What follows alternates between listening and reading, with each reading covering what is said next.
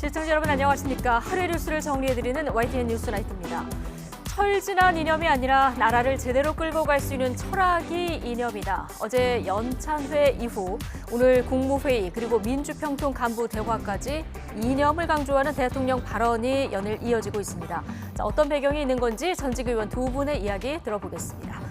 건전 재정을 표방한 내년도 예산안이 발표됐죠. 이권 카르텔 예산을 과감히 삭감하고 아낀 예산은 복지, 국방, 고용 등에 투자한다는 건데 자, 가뜩이나 세수가 많이 준 상태라 허리띠는 더 바짝 졸라매야 합니다. 대통령의 예산 승부수가 통할지도 나이트 포커스에서 다뤄보겠습니다. 화요일 뉴스나이트 오늘의 헤드라인부터 보시겠습니다.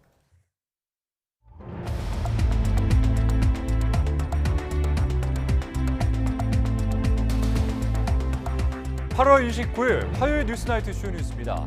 정부가 내년 예산안을 20년 만에 가장 낮은 증가율인 2.8%, 657조 원 규모로 편성했습니다.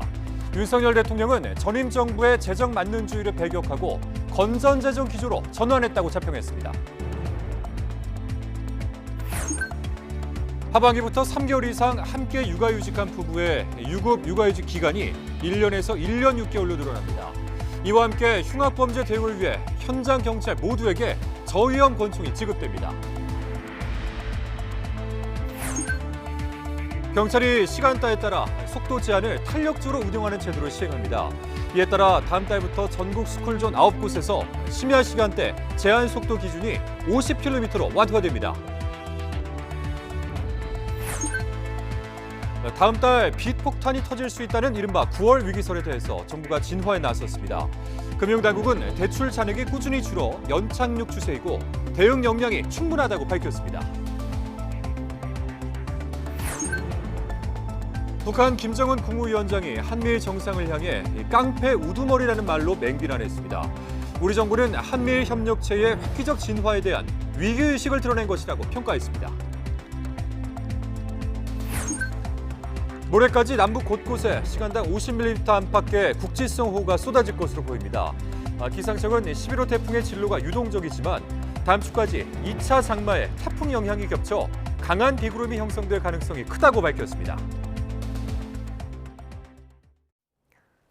네, 정부가 내년 예산안을 20년 만에 가장 낮은 수준의 증가율인 2.8%, 657조 원 규모로 편성했습니다. 하지만 큰 폭의 세수 부진 탓에 내년 나라 살림은 더 악화할 것으로 보입니다. 보도에 오인석 기자입니다. 정부가 내년 예산 증가율을 2.8%로 확정했습니다. 올해 5.1% 증가율과 비교할 때 대폭 축소한 겁니다. 내년 예산은 656조 9천억 원으로 18조 2천억 증가에 그쳤습니다. 앞선 문재인 정부의 예산 증가율이 8%에서 9%대를 넘나들던 것과 비교하면 증가율을 3분의 1 수준으로 줄인 겁니다. 2005년 이후 20년 만에 가장 낮은 수준의 증가율입니다. 부정비리와 연루된 보조금과 관행적 나눠먹기 R&D 사업 등은 폐지, 삭감했습니다. 모든 사업을 원점에서 재검토하여 타당성과 효과성이 없는 사업은 단호히 폐지, 삭감하는 재정 정상화를 함께 추진하였습니다. 건전 재정을 지켜내기 위한 정부의 고심 어린 결정이었습니다. 재정 낭비 등을 막아 확보한 23조 원은 민생 안정과 국민 안전 등에 재투자됩니다. 분야별로는 보건복지 고용과 공공질서, 안전, 외교 통일 등이 늘어난 반면 교육과 R&D는 줄었습니다. 특히 R&D 예산은 16% 넘게 큰 폭으로 감소했습니다. 예산 증가율이 줄었지만 내년 나라 살림은 큰 규모의 적자를 면치 못할 것으로 보입니다. 내년 관리재정 수지 적자 규모는 92조 원, GDP 대비 적자 비율도 3.9%에 달합니다. 올해보다 재정 상황이 더 나빠지는 겁니다. 무엇보다 세수가 잘 거치지 않는 것이 가장 큰 원인입니다. 정부는 경기 둔화와 자산시장 침체 영향 등으로 내년 국세 수입이 올해보다 33조 원 감소할 것으로 예측했습니다. 나라빚은 62조 원 가까이 늘며 1,196조 원이 넘을 것으로 전망됩니다. 증가폭은 2019년 이후 가장 낮은 수준으로 2027년까지 GDP 대비 국가 채무 비율을 53%로 유지하기로 했습니다. YTN 오인성입니다. 내년부터는 또 신생아 출산 가구의 공공주택 특별 공급이 이루어지고 유급 육아휴직 기간도 최대 1년 6개월까지 가능하게 됩니다. 노인 일자리도 100만 개 제공되는데요. 내년도 생활 체감형 예산 어떤 것들이 있는지 이승은 기자가 소개해드립니다. 결혼과 출산을 미루는 큰 이유 중 하나는 주거 문제입니다. 내 집 마련을 위해 출산을 늦추며 맞벌이를 하지만 소득이 높으면 저리 융자 대상에서 제외됩니다. 정부는 내년에 신생아 출산 가구에 주거 3종 특례를 신설합니다. 특례 융자 소득 요건을 2배 확대해 맞벌이로 소득이 늘어도 5억 원까지 최대 연 1,000만 원 수준의 이자가 절감됩니다. 공공주택 특별 분양과 임대에서도 우선 배정됩니다. 공공임대 공급은 올해보다 8,000호 증가한 11만 5천 호를 공급할 계획이고요. 공공 분양도 금년도보다 14,000호 증가된 9만 호를 공급할 계획입니다. 하반기부터는 3개월 이상 함께 육아휴직한 부부는 유급 육아휴직 기간이 1년 6개월로 늘어납니다. 남성 육아휴직을 장려하기 위한 영아기 특례도 확대됩니다. 내년에는 65세 이상 노인 인구가 1,000만 명을 넘게 됩니다. 노인 일자리를 역대 최대 규모로 늘려 10.3%, 103만 명분 일자리가 제공되고 수당도 인상됩니다. 대기자가 없이 전체가 원하는 만큼 일을 할 수 있도록 만드는 수준의 일자리 수가 103만 개로 이해해 주시면 되겠습니다. 기초생활보장 수급자에 대한 생계급여는 역대 최대인 13.2% 인상됩니다. 교통비 부담을 덜기 위해 쓰기 불편한 알뜰 교통카드 대신에 청년 우대 교통카드 KPS가 하반기 도입됩니다. 농업 직불 예산은 3조 1,000억 원으로 확대되고 어민보호 등 후쿠시마 오염수 방류 대응 예산은 7,300억 원으로 40% 증액됐습니다. 장병 사기를 높이기 위해 5조 4천억 원이 투입되는데 병장 봉급이 165만 원으로 인상되고 낡은 관사 4만 2천 개를 모두 고칩니다. 범죄 대응 예산도 1조 1,000억 원대로 크게 늘어나 현장 경찰 모두에게 저위험 권총이 지급됩니다. 수해 방지를 위해 지방하천 정비 등 국가 물안전 관리 체계 구축에 6조 3천억 원이 투입됩니다. 내년 공무원 봉급은 직급 구분 없이 최저임금 인상률에 맞춰 2.5% 인상됩니다. YTN 이승은입니다. 내년 병장 월급이 지원금을 포함해서 165만 원으로 오르고 군 초급 간부들의 단기 복무 장려금도 33% 인상됩니다. 또 북한의 핵미사일 도발에 대응하기 위한 전력 보강에 7조 원이 투입되지만 남북 경협 예산은 30% 가까이 줄어듭니다. 신현준 기자입니다. 내년 병장 월급이 정부 지원금을 포함해 165만 원으로 오릅니다. 올해 100만 원인 병장 월급은 125만 원이 되고 적금에 지원하는 내일 준비 지원금도 월 최대 30만 원에서 40만 원으로 인상되는 겁니다. 내후년엔 병장이 받는 돈을 월급 150만 원, 지원금 55만 원에서 205만 원까지 올린다는 게 정부의 계획입니다. 나머지 병사들의 지원금을 제외한 월급도 상병 100만 원, 일병 80만 원, 이병 64만 원으로 각각 오릅니다. 병사들에 비해 상대적으로 소외됐던 초급 간부들의 처우도 개선됩니다. 내년 단기 복무 장려금이 33% 올라 장교는 900만 원에서 1,200만 원으로, 부사관은 750만 원에서 1,000만 원으로 인상됩니다. 정부는 또 북한의 핵미사일 위협에 대응하기 위한 전력 보강에 7조 원을 넘게 투입합니다. F-35A 스텔스 전투기 추가 도입에 3조 3천억 원, 다층 미사일 방어망 구축 사업에 1조 5천억 원 등을 편성했습니다. 반면 남북협력기금 예산은 올해보다 28%를 줄인 8,700억 원으로 6년 만에 1조 원 아래로 떨어졌습니다. 북한이 인도적 지원에도 반응이 없기 때문인데 이에 따라 전 정부에서 추진했던 DMZ 국제포럼 등의 사업은 모두 폐지됩니다. 정부는 또 글로벌 중추국가에 걸맞는 위상 확립을 위해 공적 개발 원조 ODA 예산을 역대 최대인 6조 5천억 원으로 대폭 늘렸습니다. YTN 신현주입니다. 한부모 가정 등 취약가족 지원과 저출산 대응을 위한 여성가족부 내년 예산안이 대폭 확대됐습니다. 여성가족부는 국무회의에서 2024년도 예산안이 올해보다 1,475억 원, 약 9.4% 증가한 1조 7,153억 원으로 확정됐다고 밝혔습니다. 여성가족부는 사회적 약자를 위한 맞춤형 지원과 저출산 대응에 역점을 뒀다며 내년 예산의 지출구조 혁신을 통해서 재원을 절감하겠다고 밝혔습니다. 내년도 연구개발 R&D 예산은 사실 3조 원 이상 깎였습니다. 2024년도 예산안에 따르면 연구개발 예산은 올해 31조 원에서 내년 25조 9천억 원으로 16.6% 줄었는데 이 가운데 항목 재분류에 따른 감소분을 제외하면 3조 4천억 원, 10.9% 줄었습니다. 다만 AI와 첨단 바이오 등 국가 전략기술 R&D 예산은 5조 원으로 올해 4조 7천억 원보다 3천억 원 늘었습니다. 국민의힘 의원 연찬회에 참석해 야당과 언론 등을 강도 높게 비판했던 윤석열 대통령의 발언을 두고 정치권에서는 종일 설전이 오갔습니다. 대통령이 갈등을 조장하고 있다는 야당의 비판에 여당은 전 정부의 잘못부터 반성하라고 맞받았습니다. 이준엽 기자가 전합니다. 민주당은 힘을 합쳐 민생을 챙기기에도 모자랄 시기에 대통령이 오히려 통합을 저해하고 있다고 발끈했습니다. 협치의 리더십을 보여야 할 지도자가 비판 세력의 적개심을 드러내며 분열을 조장하고 있다는 겁니다.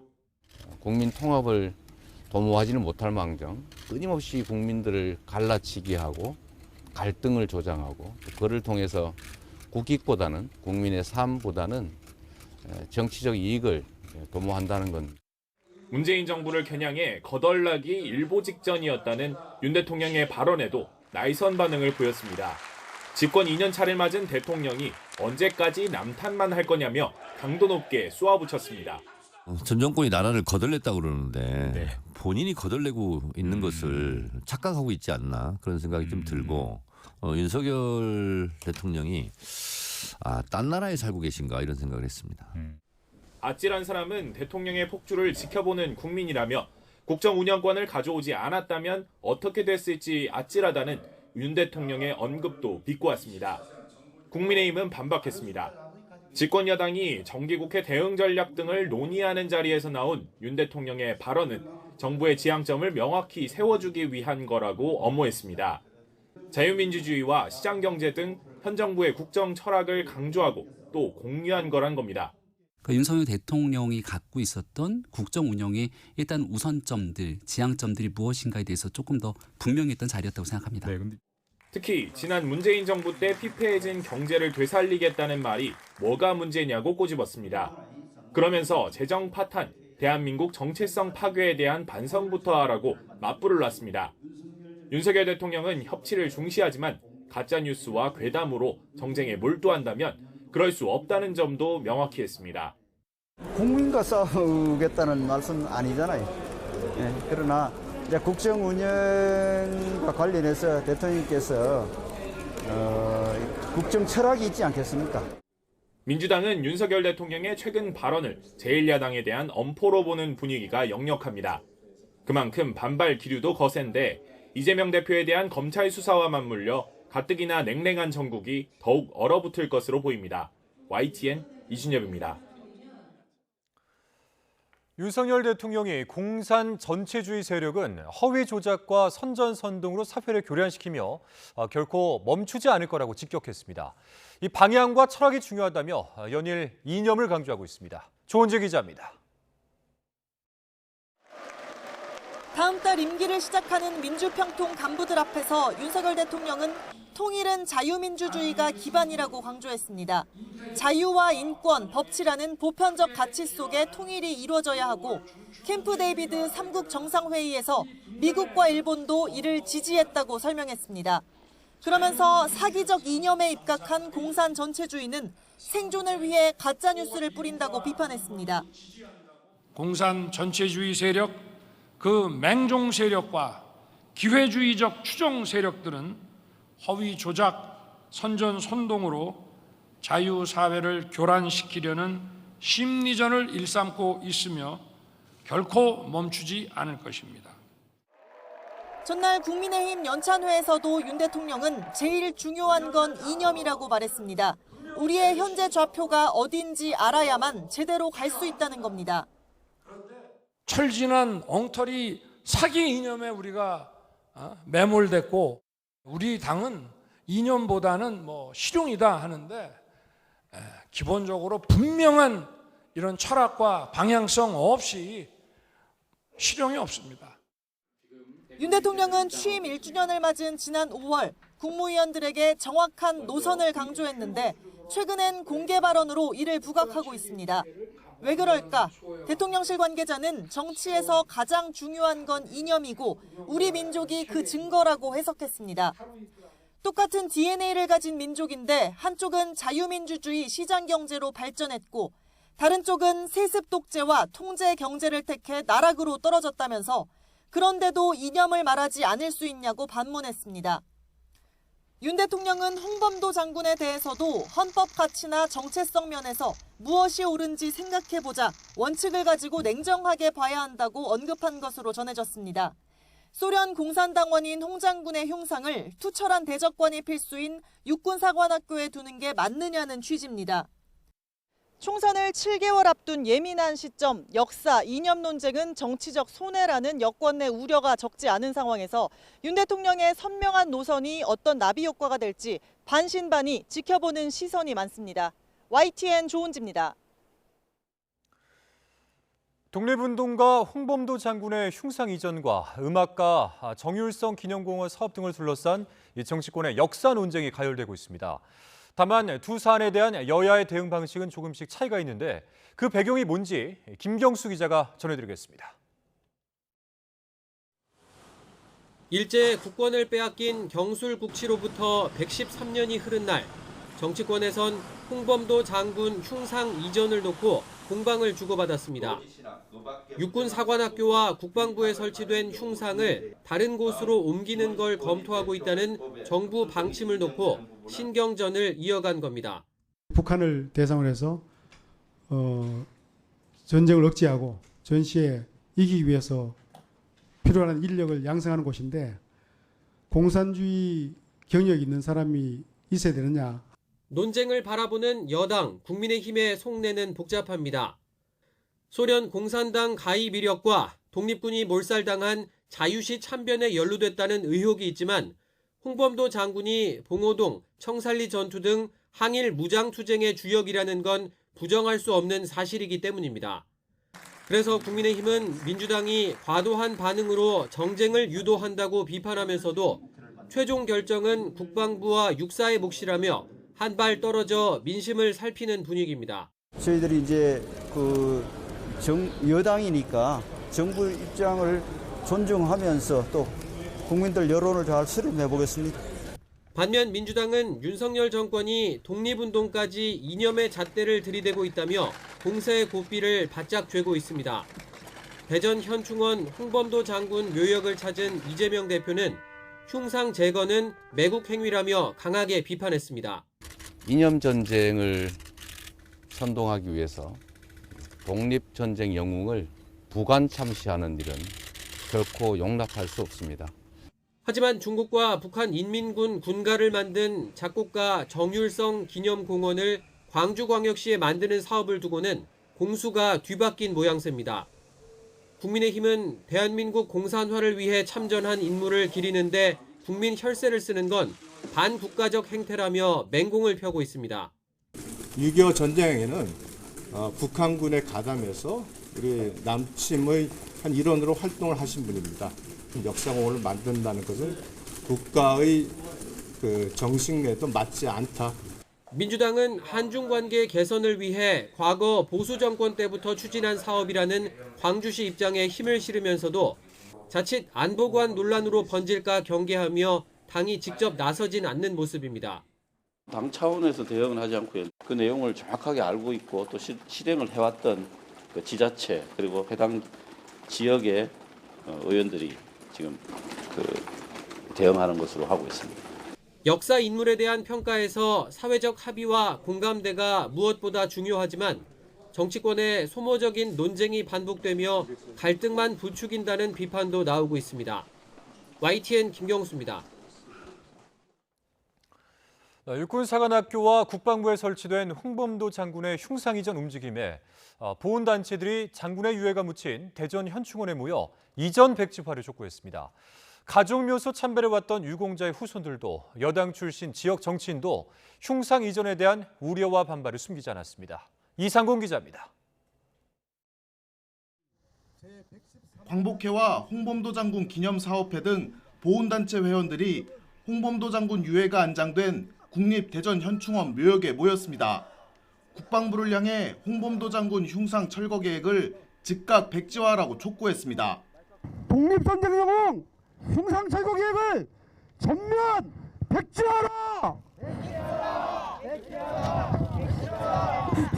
오히려 흉상 철거 강행이 국군의 역사적 정통성을 부정하고 헌법 정신을 훼손하는 반민족 행위임을 명심하라고 목소리를 높였습니다. 지금도 선양하는 게 부족한데 이렇게까지 폄훼시켜가면서 하는 것은 정말 그 독립운동가들한테 독립전쟁 영웅들한테 우리 선조들한테 정말 못할 짓을 하고 있다고 생각합니다. 현충원 참배객들도 대부분 홍범도 장군 흉상 이전을 이해할 수 없다는 반응을 보였습니다. 유공자의 후손이 볼 때 대한민국 독립을 위해 쓴 영웅을 이렇게 대해서는 안 된다며 불편한 심기를 드러냈습니다. 말도 안 되는 이유로 그걸 철거해서 다른 데로 옮긴다는 거 말이 안 되잖아요. 국민 한 사람으로서 너무너무 짜증나고 너무너무 열받고 그렇습니다. 비용은 비용대로 들여가면서 왜 그러는지 모르겠어요. 진짜 그 자리에 그냥 편안하게 모셔주면 국민들도 좋고 돌아가신 분이 진짜 지하에서 화가 나가지고 벌떡 일어나서 지금 나올 판이에요. 여당 소속 지역 정치인도 우려를 넘어 반대의 뜻을 내놨습니다. 김태흠 충남도지사는 개인 SNS에 이어 언론 인터뷰에서도 철진한 이념 논쟁으로 영웅을 2번 죽이는 신뢰를 범해서는 안 된다고 지적했습니다. 특히 문제화된 홍범도 장군의 공산당 가입 이력을 두고는 역사적인 맥락 속에서 판단해야 한다고 강조했습니다. 광복 이후에 대한민국 건국을 하고 6.25 전쟁과 이게 맞물려서 이렇게 판단을 해야지. 네. 그 전에 그런 공산당 가입의 그런 전력을 문제 삼는 것은 적절하지 않다 이렇게 봐요.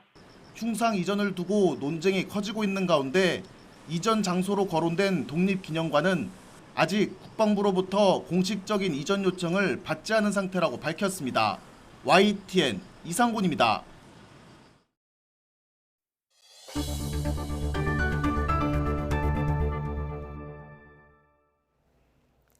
코로나19 당시 중소기업과 소상공인들이 진 빚에 대한 정부 지원이 종료되면서 다음 달 빚 폭탄이 터질 수 있다는 우려가 이어지고 있습니다.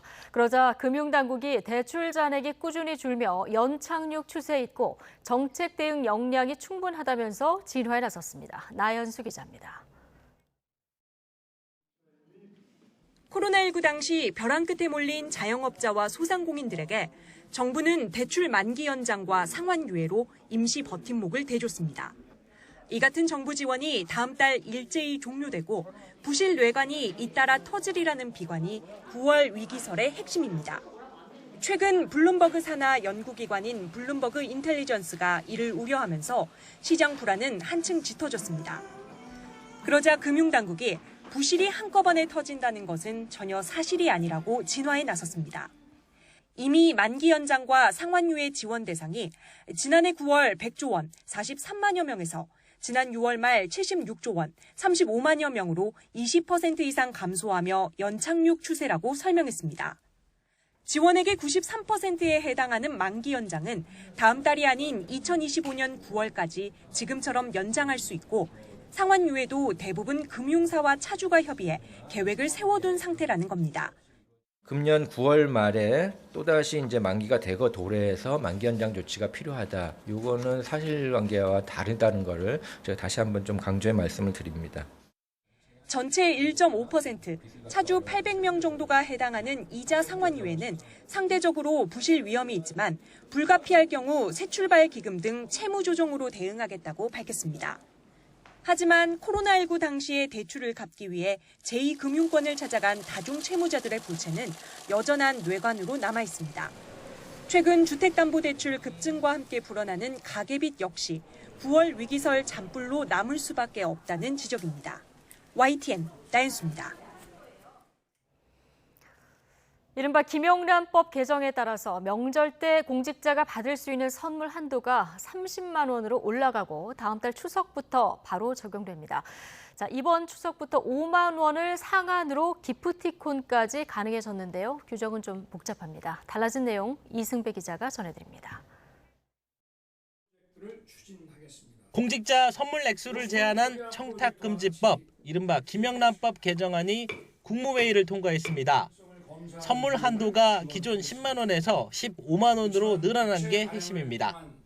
특히 설날과 추석 명절 땐 30만 원으로 상한액이 2배 높아집니다. 단 정해진 기간에 농수산물에만 적용됩니다. 구체적으로 살펴보면 선물 기간은 명절 당일 기준으로 24일 전부터 이후 5일까지가 원칙입니다. 이번 추석은 9월 5일부터 10월 4일까지입니다. 한우와 굴비, 전복, 김 같은 농수산물과 홍삼, 젓갈, 참기름 등 농수산물 가공품은 30만 원까지, 나머지 물품은 5만 원까지입니다. 태풍, 가뭄 등과 같은 자연재해, 그리고 고물가와 수요 급감 등 2중, 3중고에 힘들어하는 농, 축, 수산업계에 대한 지원과 문화예술계 등의 활성화를 위해서 기프티콘도 이번 명절부터 5만 원까지 가능한데 규정이 조금 복잡합니다.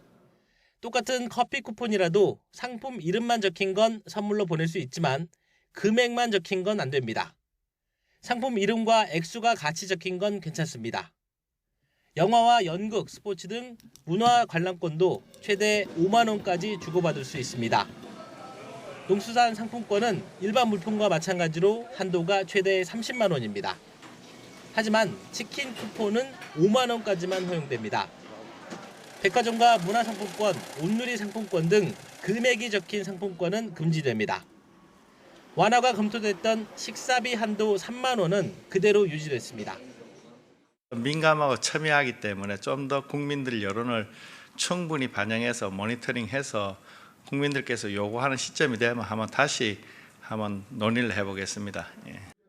선물 가격을 올리는 것이 김영란법 취지에 역행한다는 비판도 있지만 침체한 민생에 활력을 불어넣으려는 조치라고 권익위는 설명했습니다. YTN 이승배입니다. 어린이 보호구역 스쿨존에서는 대부분 시속 30km로 속도가 제한돼 있습니다. 그러나 어린이 통행이 거의 없는 심야 시간대에도 속도 제한이 일률적으로 적용돼 과도한 규제라는 지적도 있었는데요. 경찰이 시간대에 따라서 속도 제한을 탄력적으로 운영하는 제도를 다음 달부터 본격 운영하기로 했습니다. 윤태인 기자입니다. 서울 장이동 광운초등학교 앞 어린이 보호구역. 지난해 10월부터 시간제 속도 제한이 시범적으로 운영되고 있습니다. 평상시에는 시속 30km로 속도가 제한되지만 어린이 통행량이 적은 한밤중엔 최대 시속 50km까지 운전할 수 있는 겁니다. 제한 속도 30으로 심야 시간에도 좀 너무 느리기 때문에 이제 시민들의 과속을 유발하고 또 법규 위반을 유발했다면 이제 제한 속도 50으로 이제 상향이 되면서 이제 국민들이 이제 자연스럽게 통행할 수 있도록 하는 효과가 있습니다. 도로교통공단이 시간제 속도 제한을 시범 운영하는 지역에서 초등학교 교사와 학부모, 일반 운전자를 대상으로 설문한 결과 75%가 제도에 찬성한 것으로 나타났습니다. 또 야간 시간대 제한 속도를 완화한 곳에서 제한 속도 준수율은 43.5%에서 92.8%로 높아졌습니다. 저는 좋은 것 같아요. 왜냐하면 11시에서 7시 사이에는 아이들이 굳이 다닐 일이 별로 없을 것 같고 그러니까 이제 운전자들은 훨씬 좋죠. 이에 따라 경찰은 시범 운영을 거친 어린이 보호구역을 포함해 전국 스쿨존 9곳에서 다음 달부터 시간제 속도 제한을 본격 운영하기로 했습니다. 먼저 시간대와 상관없이 시속 30km로 제한됐던 곳은 심야 시간대 제한 속도 기준이 시속 40km에서 50km로 완화됩니다. 반대로 현재 제한 속도가 40km에서 50km 사이인 어린이 보호구역에서는 등하교 시간대 제한 속도가 시속 30km로 하향됩니다. 경찰은 오는 10월 초까지 전국 시 도청별로 시간제 속도 제한이 필요한 스쿨존을 파악해 적용 대상을 늘려갈 계획입니다. 동시에 통학로 주변 노란색 건널목을 늘리고 학원가 등에서 음주운전을 집중 단속하는 등 속도 제한 완화로 어린이 사고가 늘어나는 일이 없도록 주의를 기울일 방침입니다. YTN 윤태인입니다. 네, 2차 장마에 태풍의 수증기까지 더해지면서 모레까지 곳곳에 시간당 50mm 안팎의 호우와 최고 200mm 이상의 폭우가 쏟아지겠습니다. 또 유동적이지만 다음 주에는 11호 태풍 하이쿠이가 한반도 부근까지 북상할 가능성이 있어서 주의를 해야 합니다. 정혜용 기자의 보도입니다. 북서쪽에서 길고 좁은 띠 형태의 비구름이 내륙으로 유입됩니다. 정체전선을 동반한 비구름으로 북쪽 찬 공기와 남쪽 따뜻한 공기 사이에서 만들어진 이른바 2차 장마입니다. 비구름은 중부지방에 시간당 30mm 안팎의 강한 비를 뿌렸습니다. 밤 사이에는 비구름이 점차 남쪽으로 이동하겠고 31일까지 남부 곳곳에는 시간당 50mm 안팎의 국지성 호우가 쏟아질 전망입니다. 기상청은 부산과 경남 남해안에 최고 200mm 이상, 전남 동부와 제주도 산간에도 최고 150mm 이상의 폭우를 예고했습니다. 그 밖의 내륙에도 최고 80에서 120mm의 많은 비가 예상됩니다.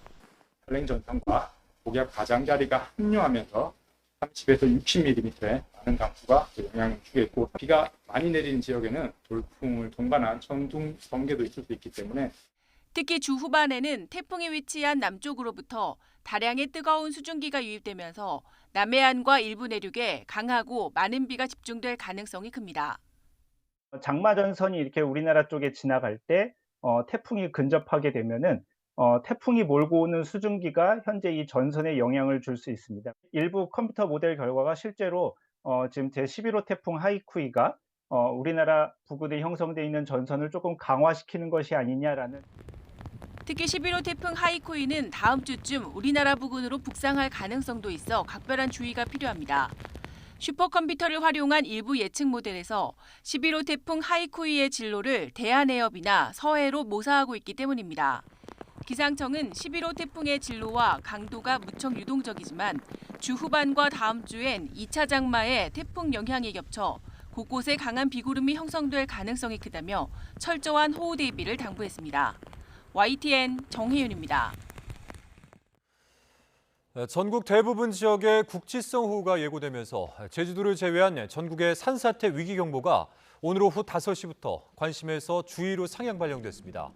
산림청은 일요일까지 전국에 많은 비가 예보돼 산사태 위험이 커졌다며 산림 주변 지역에서는 안전에 각별히 유의해달라고 당부했습니다.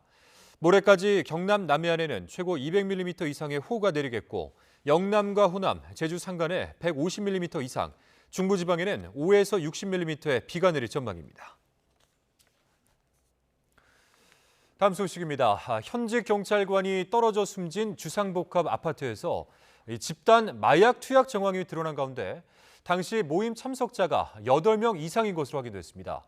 경찰은 숨진 경찰관이 타살됐을 가능성도 열어두고 이 수사를 확대하고 있습니다. 권준수 기자입니다.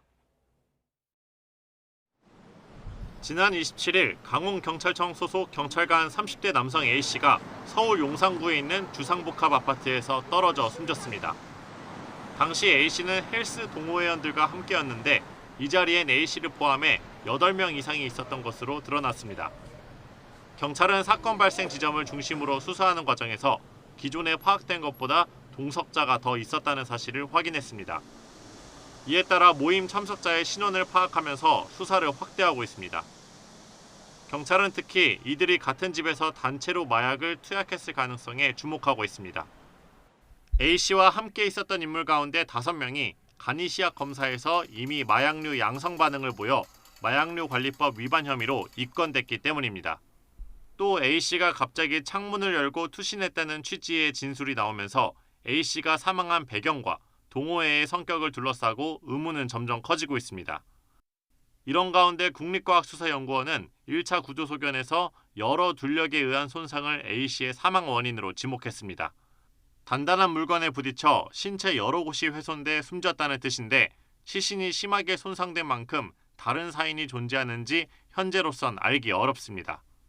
경찰은 정밀 감정을 통해 A씨의 마약 투약 여부를 확인하면서 정확한 사망 경위를 밝혀낼 계획입니다. 타살됐을 가능성도 배제하지 않고 있습니다. 아울러 동석자들이 마약을 구매한 경로와 모임이 언제부터 이어졌는지 등도 조사하고 있습니다. YTN 권준수입니다. 북한 김정은 국무위원장이 딸 주애를 데리고 해군 부대를 방문하면서 한국, 미국, 일본 정상을 싸잡아서 맹비난했습니다. 우리 정부는 김정은의 이 저급한 수준을 드러내는 발언이라고 평가했습니다. 최두희 기자입니다. 김정은 국무위원장이 해군 명예위병대를 사열하고 딸 주애가 그 뒤를 따릅니다.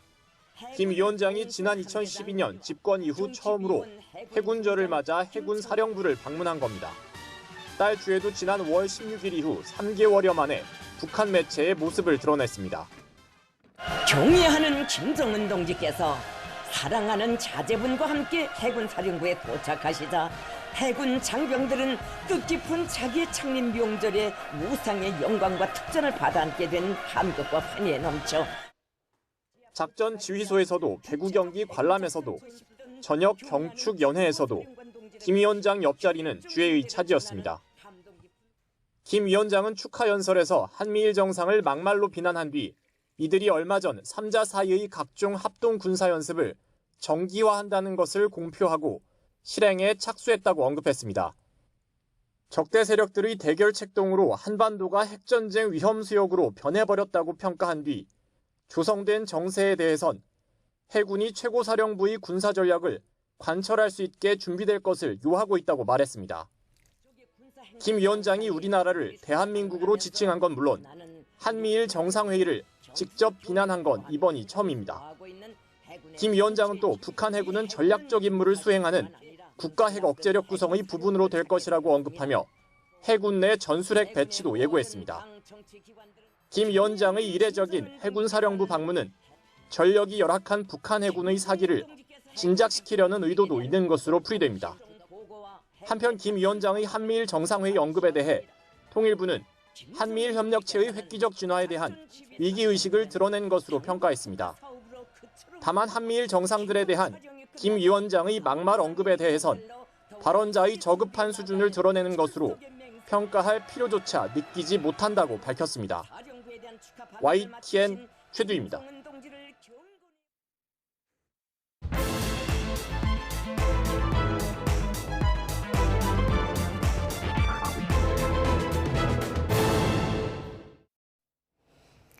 정치권 관심 뉴스들 진단해보는 나이트 포커스. 오늘은 김용남, 정봉주 전직 의원 두 분 모셨습니다. 어서 오십시오. 네, 안녕하세요. 안녕하십니까. 네, 윤석열 대통령이 최근 들어서 이념을 부쩍 강조하는 모습입니다. 전날 여당 연찬회에 이어서 오늘 민주평통 간부들과 간담회에서도 마찬가지였는데요. 이야기 먼저 듣고 오시겠습니다. 자유민주주의와 공산 전체주의가 대결하는 이 분단의 현실에서 공산 전체주의 세력, 그 맹종 세력과 기회주의적 추종 세력들은 허위 조작, 선전선동으로 자유사회를 교란시키려는 심리전을 일삼고 있으며 결코 멈추지 않을 것입니다. 국가의 어떤 그 정치적 지향점과 국가가 지향해야 될 가치는 또 어떠냐? 제일 중요한 게 이념입니다. 철진한 이념이 아니라 나라를 제대로 끌고 갈 수 있는 그런 철학이 바로 이념입니다. 제일 중요한 게 이념이다. 이런 얘기도 어제 했고요. 공산 전체주의 추종 세력들이 선전선동으로 자유사회를 교란시킨다. 오늘 이런 발언도 들어볼 수 있었는데 뭐 이 누구를 향한 발언이라고 생각하시고 또 하나는 최근에 이 이념을 강조하는 발언이 굉장히 많았거든요. 어떤 배경이 있을까요?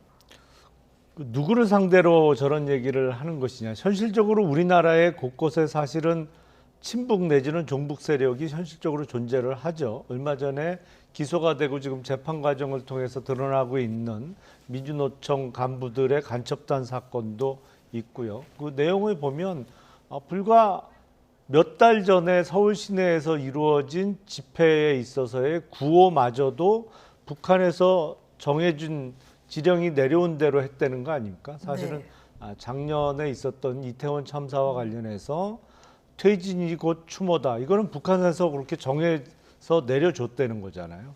그거대로 이제 집회 구호가 이루어졌고, 뭐 주로 지금 곳곳에 암약하고 있는 그런 사람들을 상대로 소위 공산 전체주의 세력 아니면 기회주의적인 추종 세력이라고 언급이 된 것 같습니다. 네.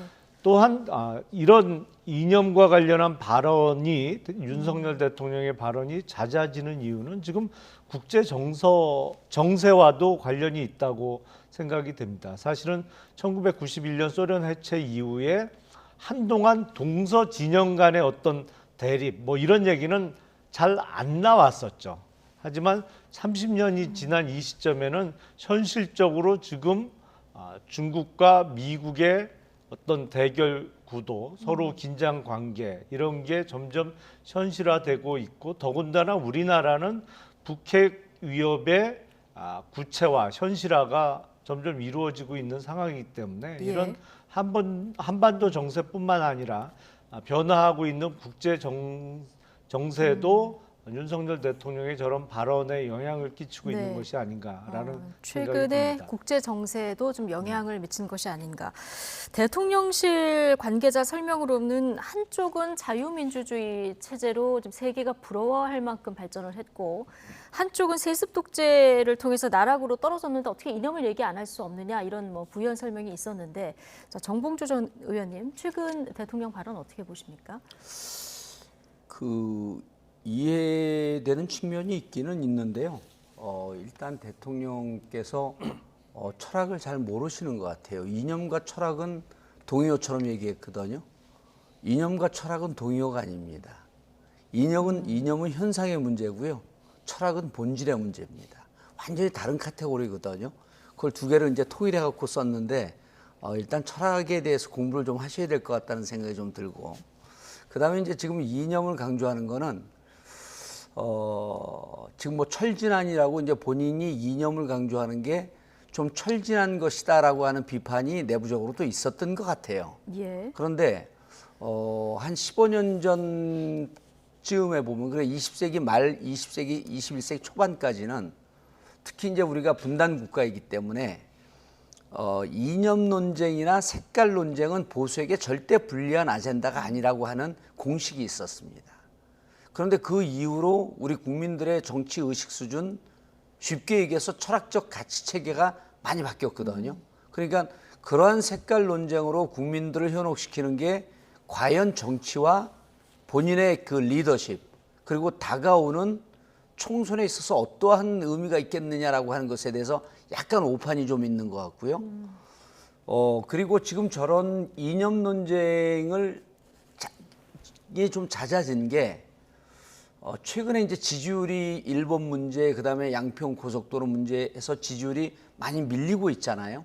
정당 지지율도 밀리고 있고 대통령 개인의 지지율도 좀 밀리고 있는 것에 대해서 지금 지지율을 보면은 정체 상태다 이 정도로 얘기하는 게 맞나요? 그러니까 하향 정체가 되어 있죠. 하향 정체. 그러니까 근데 저 여론조사를 얘기하시려면 예, 정확한 그 출처를 가지고 얘기를 하셔야 되기 때문에 알겠습니다. 그래서 그런 부분에 있어서 지지율이 밀리는 거에 대해서 좀 초조함의 발로 아닌가. 그런데 제가 보기에는 지금 저런 이념 논쟁이 국론 분열이라든지 국민 분열적 상황을 만들어 나가는 거기 때문에 사실 대통령 입장 정당이 국힘이 저런 얘기를 하게 되면 정치적 레토릭과 정치적 전략으로 그럴 수 있겠구나라고 하는데 대통령은 국민의 대통령이거든요.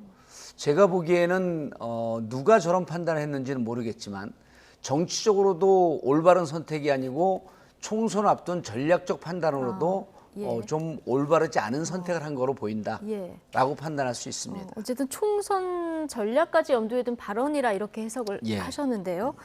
자, 뭐 지지층을 결집시키는 요인도 될 수 있을 수도 있겠습니다만 여권 일각에서는 좀 중도와 멀어진다 이런 우려의 목소리도 일각에서 나오는데요. 자, 어떻게 봐야 될까요? 이 중도라는 개념이 참 어렵습니다. 사실은 뭐랄까요?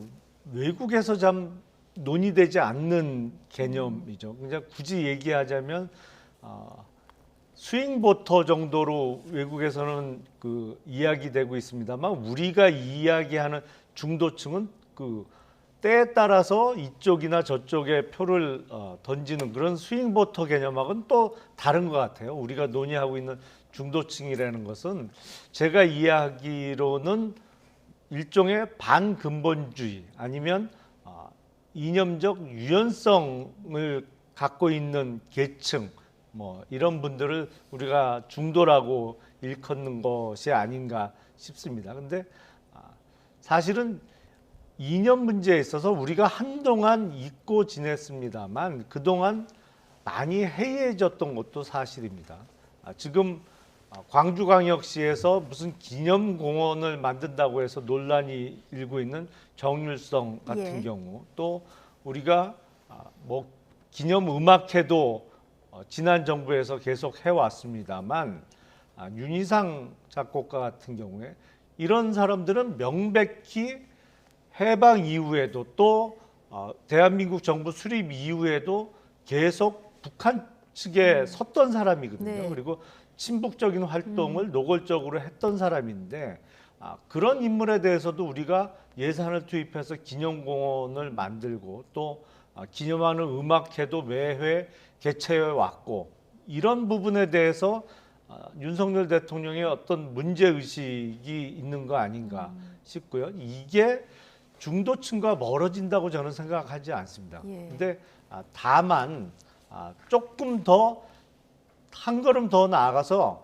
자칫 어떤 이념적인 근본주의로 국민께 비춰진다면 그거는 그야말로 근본주의를 따르는 계층 이외의 표가 달아날 수 있는 그런 일이 될 수 있겠죠. 그래서 그 정체성을 지키는 것은 중요합니다만 소위 얘기하는 근본주의에 빠져서도 안 되겠다 이런 생각이 듭니다. 예.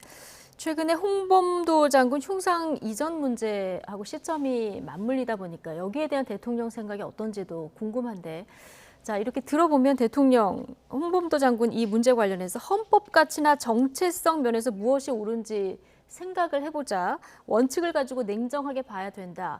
자, 이 정도 언급을 한 것으로 전해졌거든요. 자, 어떻게 생각을 읽으십니까?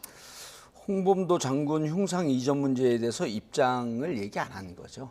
그러니까 이 문제는 지금 구체적으로 충돌이 되고 있거든요.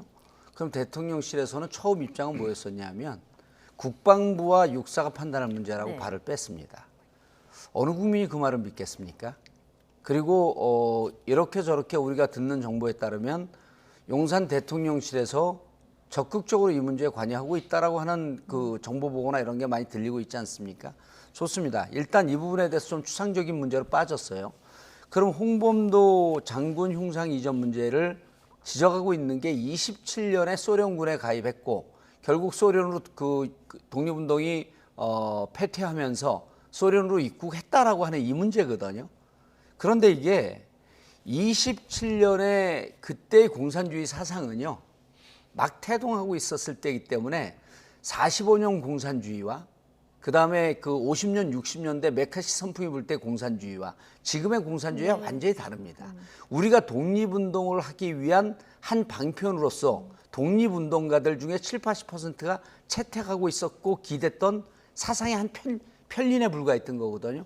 그때의 전력을 갖고 지금 소련군에 입대했었기 때문에 이 흉상을 철거해야 된다? 그리고 우리의 그 적대적 개념이다? 이거는요, 보수 진영에서도 반대를 하잖아요. 예를 들어서 충남지사 김태흠 지사 같은 경우도 45년 이전의 공산주의 활동과 이후의 공산주의 활동은 구분돼야 한다.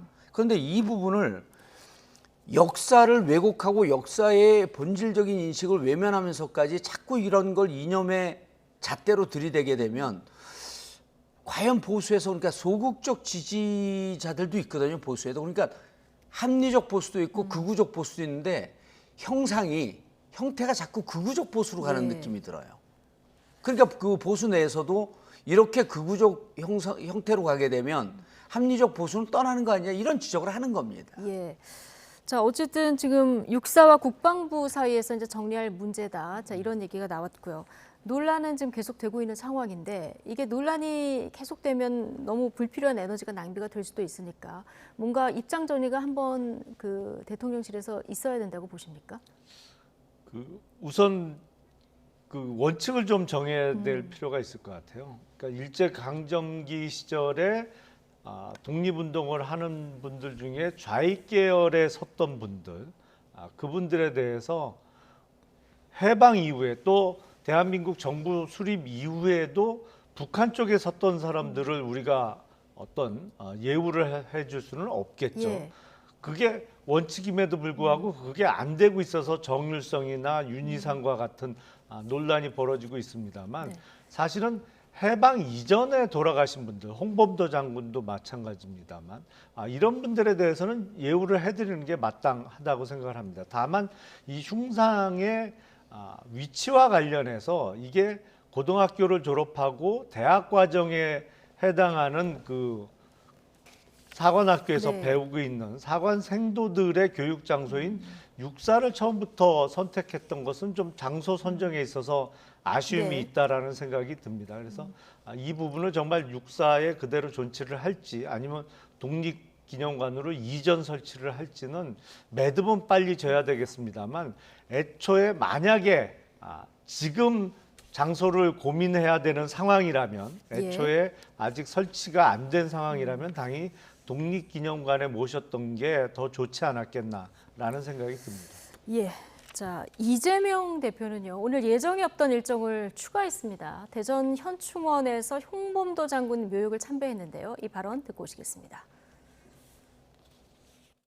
무능과 실정을 감추기 위해서 국민을 갈라치게 하고 이념 전쟁을 선동하기 위해서 독립전쟁 영웅을 부관 참시하는 일은 결코 용납할 수 없습니다. 홍범도 장군은 우리 국민 모두가 기억하는 봉오동 전투의 승리를 이끌어낸 전쟁 영웅입니다. 네, 지금 부관 참시라는 표현까지 이제 썼는데요. 이념 맞대응 차원이라고 보면 될까요?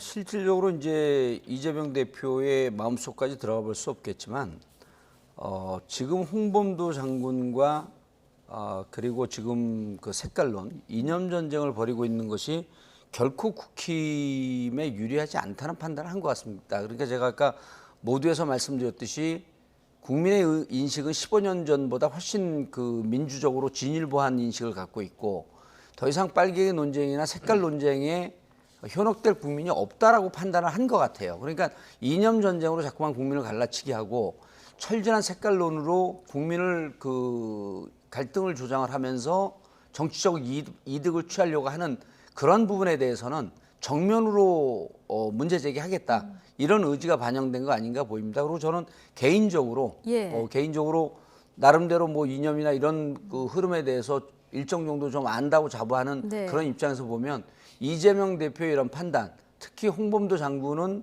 우리가 기억하기에 그냥 그 역사책에서 기억한 게 아니라 얼마 전에 1000만 이상의 관객을 동원했던 봉오동 전투라고 하는 문화적 카테고리로 우리한테 다가온 기억이 있기 때문에 국민들이 이 부분에 대해서 그 현 정부의 이런 판단에 동의하지 않을 것이다라고 하는 판단까지도 깔려 있는 것 아닌가 하는 생각이 듭니다. 예. 여당에서는 사안에 대한 실체를 알리기보다는 좀 야당이 정쟁으로 일관하고 있다 이런 또 비판이 역으로 나왔는데요. 어떻게 보십니까? 더불어민주당이 이재명 대표의 발언으로 지금 정부나 윤석열 대통령이 갈라치기를 하고 있다라는 얘기를 들으니까 참 낯설기도 합니다. 저희 쪽에서 계속 그런 비판을 많이 했었는데 지금 그 용어를 그대로 사용하고 계신 것 같은데요. 이 논란과 관련해서는 일단 제일 오래 끄는 게 가장 나쁜 것 같아요. 그래서 빨리 매듭을 짓고 제가 보기에는 애초에 장소를 좀 더 고민했어야 되는 건 맞는데 이미 지난 문재인 정부 시절에 육사에 설치가 됐단 말이죠. 그래서 그거를 이전하는 건데 공교롭게 또 하다 보니까 만약에 이전이 된다면 홍범도 장군의 흉상만 이전하고 다른 분들은 그 자리에 있는 상황밖에 안 될 것 같아서 그것도 모양새가 또 적절해 보이지는 않습니다. 그래서 이거는 그야말로 육사와 국방부가 빨리 조속히 가타부타 결정을 해야 되는 문제로 보입니다. 예, 자, 어떤 결론이 내려지는지 좀 지켜봐야 될 것 같고요. 자, 오늘 내년도 예산안이 나왔는데요. 자, 긴축 재정을 골자로 하는 방향입니다. 근데 국무회의에서 대통령 발언을 좀 보면 우리 정부는 전 정부가 푹 빠졌던 재정 만능주의를 단호하게 배격하겠다. 자, 이런 발언이 있거든요. 자, 어떻게 보십니까? 대통령이 재정을 도대체 어떻게 이해하는지 모르겠는데요. 모든 정부는 재정 만능주의에 빠져 있는 겁니다. 재정은요, 세입을 갖고 세출을 갖고 운영을 하는 거지 정부가 재정 이외에 뭘 갖고 운영하는 겁니까? 그러니까 정부는 재정을 갖고 국가 살림살이를 운영하는 그것으로부터 시작해서 그것으로 끝나는 거예요. 그러니까 그거를 부정적으로 레토릭을 써갖고 만능주의 하면서 그러니까 이것도 문재인 정부 예를 들어 지금 이 세수 결손이요. 현재까지 지금 한 83조 정도 된다는 거거든요. 재정 적자가. 네. 그다음에 올해 예상되는 세수 결손 부분이 한 40조 가까이 된다 그래요. 그런데 이것도 이번 정부에 들어가고 운영이 실패라든지 예를 들어서 부자 감세 한 40조, 그다음 근로자들한테 또 한 5조 정도를 더 걷어요. 올해 이제 그 예산 그 내역을 보게 되면. 그럼 이것도 전 정부 탓이라고 돌리기에는 조금 이상하잖아요. 그러니까 여기에다가 이상한 말을 이제 갖다 들이댄 거예요. 재정 만능주의?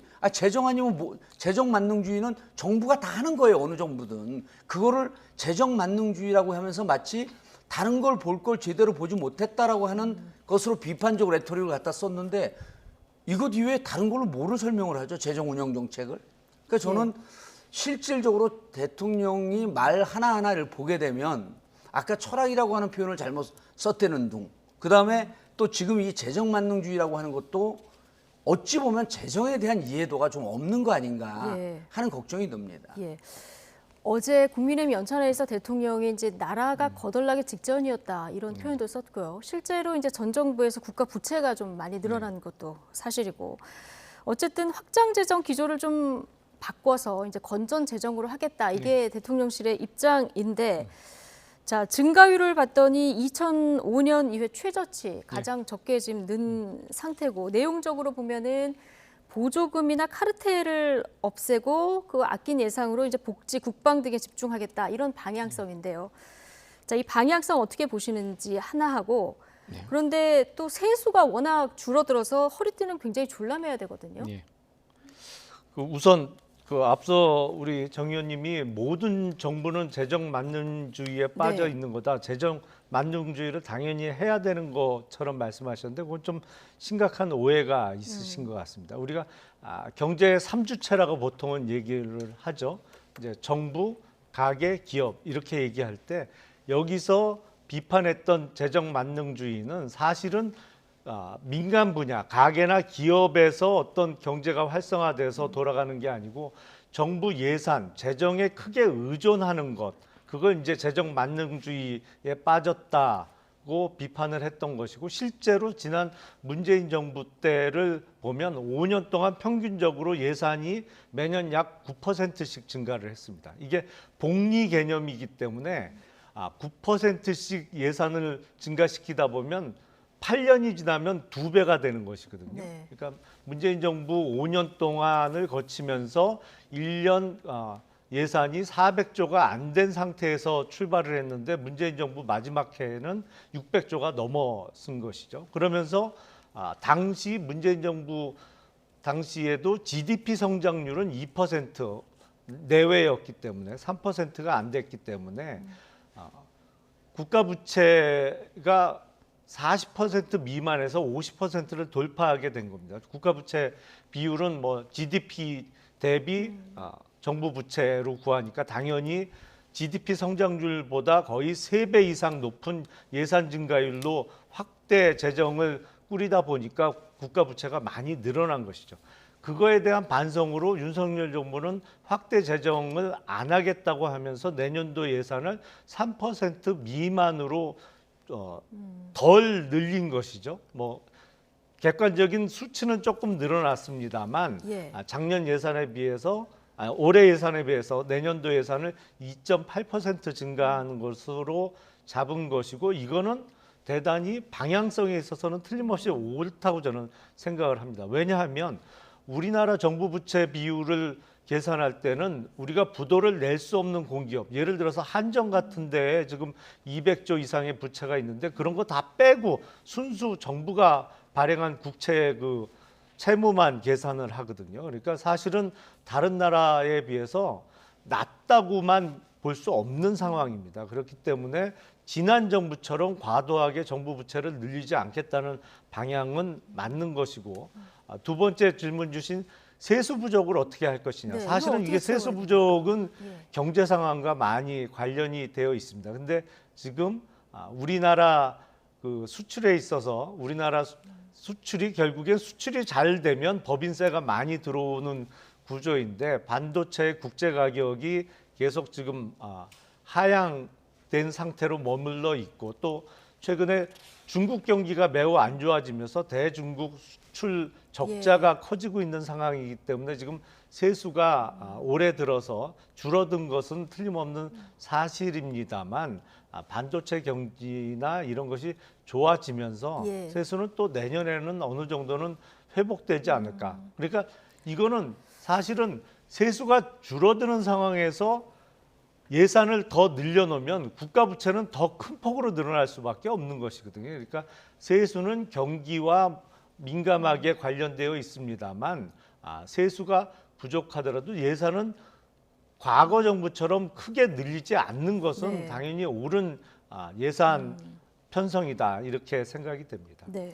그거 관련해 갖고 이제 그 윤석열 대통령이 국가가 거덜나기 직전에 정권 교체 안 됐으면 큰일 날 뻔했다라고 했는데, 자, 거덜난다라고 하는 상황은 이런 상황이에요. 제가 2024년 한국 경제 상황을 간단하게 이제 재정 말씀하기 앞서서 통계로 간단하게 말씀드리면 GDP 그러니까 국가 총생산이 전 세계 10위에서 13위로 추락합니다. 올해 통계입니다. 한국 경제 지금 세계 경제가 그 회복기에 들어가 있죠. 세계 평균 경제 성장률 예측이 2.7%입니다. 우리나라가 1.5%거든요. 반토막이에요. 올해 무역 누적 적자가 대중국 수출 적자로 인해서 280억 달러, 한 40조입니다. 그러니까 우리 국가 예산의 10분의 1 정도예요. 그다음에 상반기 정부 재정 적자 83조. 이게 우리 한국 경제 상황이 현재 보이고 있는 상황이거든요.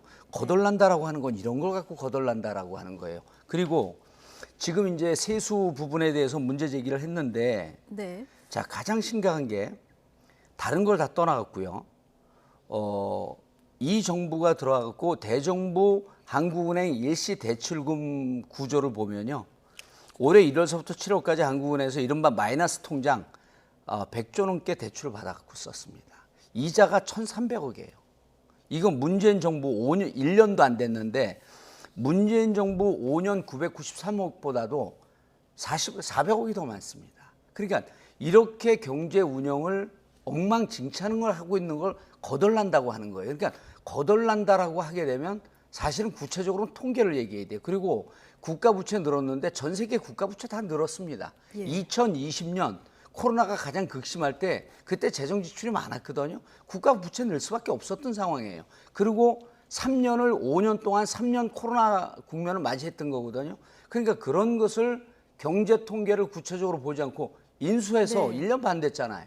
올해 경제 통계를 보고 거덜난다는 얘기를 해야죠. 그래서 제가 보기에는 실질적으로 경제 운영에 대해서는 거의 1년 반 만에 빵점 재정으로 들어가 있다. 이렇게 볼 수 있습니다. 제가 경제 통계 수치 지금 말씀해 주신 부분을 보고 들어오지 못해서 저희 김용남 전 의원께 뭔가 반론 기회 한번 드리겠습니다. 지금 경기, 특히 이제 서민 경기라고 하는 민생 경기라고 하는 게 안 좋은 것은 사실입니다. 근데 그거는 간단합니다. 문재인 정부 때처럼 그때 이제 코로나 사태를 맞이해서 뭐 다른 나라도 돈 많이 풀지 않았느냐라고 했는데 미국이나 뭐 다른 나라가 돈을 많이 푼 것도 사실입니다만 코로나 시절에 중국은 오히려 긴축 재정을 했거든요. 그러니까 모든 나라가 돈을 다 많이 풀었던 것은 아닌데 문재인 정부 때도 돈을 많이 풀었죠. 근데 돈을 많이 풀면 당장은 다 편안합니다. 이게 마치 좀 힘들고 피곤할 때 스테로이드제를 복용하면 반짝하고 힘이 나는 거하고 똑같은데요.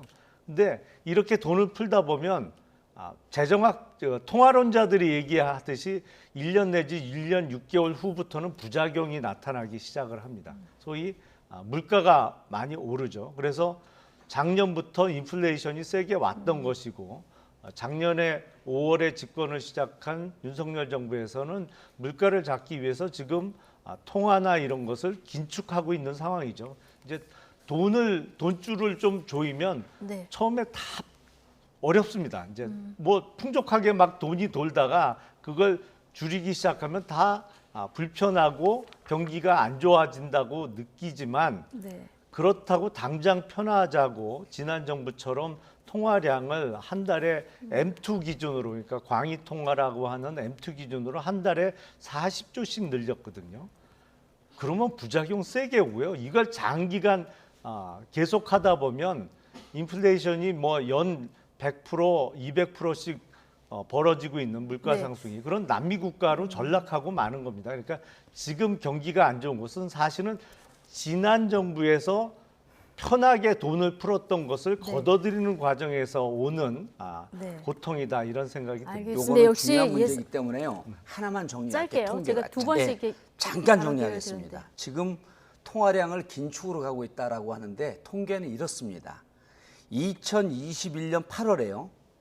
통화량이 3,494조였었어요. 2023년 6월 현재 3,803조입니다. 얼마가 늘었냐면요. 300조가 늘었어요. 한국은행은 기준금리 0.5에서 3.5까지 올렸거든요. 그럼 통화량이 줄고 긴축으로 가야 되는데 오히려 정부는 돈을 풀고 있었던 거예요. 그렇기 때문에 잠깐만요. 통계로 보셔야 돼요. 통계를 지금 잘못 인용하셨어요. 지금 2021년 8월은 문재인 정부 시기고요. 그리고 2021년 8월하고 2023년 6월을 비교하셨는데 자, 2022년 5월까지는 문재인 정부였고요. 그래서 문재인 정부가 임기를 마칠 때쯤 총 통화량이 소위 M2가 3,800조 정도 됐고 이 정부 들어서는 오히려 늘지 않고 있고 올 들어서는 조금씩 총 통화량이 줄고 있습니다. 통계를 정확하게 인용을 하셔야죠. 자, 여기까지만 하겠습니다. 두 분이 깊이 있게 이제 예산 관련해서 다음부터는 좀 안 보고 말씀을 하세요. 여러 가지 아니요, 이게요. 왜냐하면 그렇게 안 보고 얘기하는 게 지금 정확하지 않기 때문에 내가 다시 제 기억이 더 정확합니다. 정확하지 않습니다. 문재인 대통령 마지막에 3,500조가 넘지 않았어요. 그거 확인하고 얘기하세요. 자, 여기까지 하고요. 자, 수치 너무 많이 나오고 예산 너무 깊이 들어가면은 또 시청자 여러분께서 따라오시기 어려울 수도 있고 좀 너무 어려우면 또 채널을 돌리실 수도 있기 때문에 여기까지 하고요. 사실 오늘 뭐 여러 가지 예산 정책 중에서 관심을 받은 거는 육아휴직 기간이 육아휴직 기간이 늘어난다라든가 병사 월급이 또 급격히 늘어난다든가 이런 생활 밀착형 이런 부분들이 눈에 들어오긴 했는데요. 어쨌든 뭐 확장 재정이 맞냐, 긴축 재정이 맞냐. 자, 이 얘기를 계속하다 보면 뭐 끝이 없을 것 같아서 여기서 마무리하고요. 자, 여야 모두 어제 그 1박 2일 단합대회를 했고요. 오늘 이제 마무리가 된 상황인데요. 여당 연찬회 만찬 메뉴들을 쭉 봤더니 오늘 뭐 뒤풀이까지 해서요. 다 수산물이고요. 지금 정부도 마찬가지거든요. 이건 뭐 후쿠시마 오염수 국민들이 불안해하시니까 자 이렇게 만찬을 주로 수산물 위주로 하는 이런 측면이 있다고 봐야겠죠?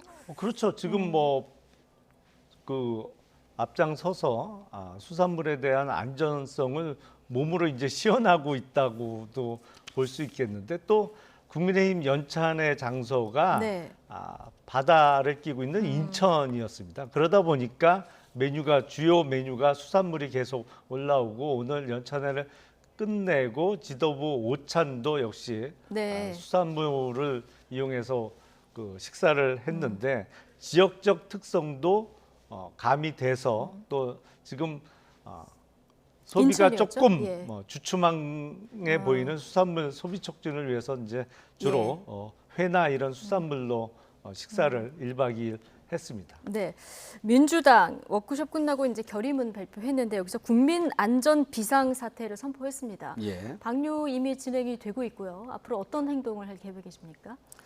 실질적으로 이제 국힘 연찬에서 이제 회를 먹는 걸 보면서 네. 산불은 전국으로 번지고 있는데 이 바가지 하나로 물을 뿌렸고 불을 끄겠다는 그런 모습을 보면서 국힘이 도대체 생각이 있는 집단인가 하는 이런 생각까지 드는데 이런 거죠. 과학대 괴담이라고 하는 프레임을 만들었습니다. 그러면은 일본이 지금 이제 1조 수산업 피해 구제금으로 1조를 예산 지출을 했어요. 그리고 이제 그게 뭐 3조, 4조, 5조까지 얘기가 나오고 있는데 일본 수산업 피해가 민주당 괴담 때문에 그렇습니까? 아니잖아요. 국민들이 이 부분에 대해서 특히 이 방사능 물질이 생체 축적되고 고등동물로 올라갈수록 심해진다라고 하는 이런 부분에 대한 기초 상식이 다 있는 겁니다.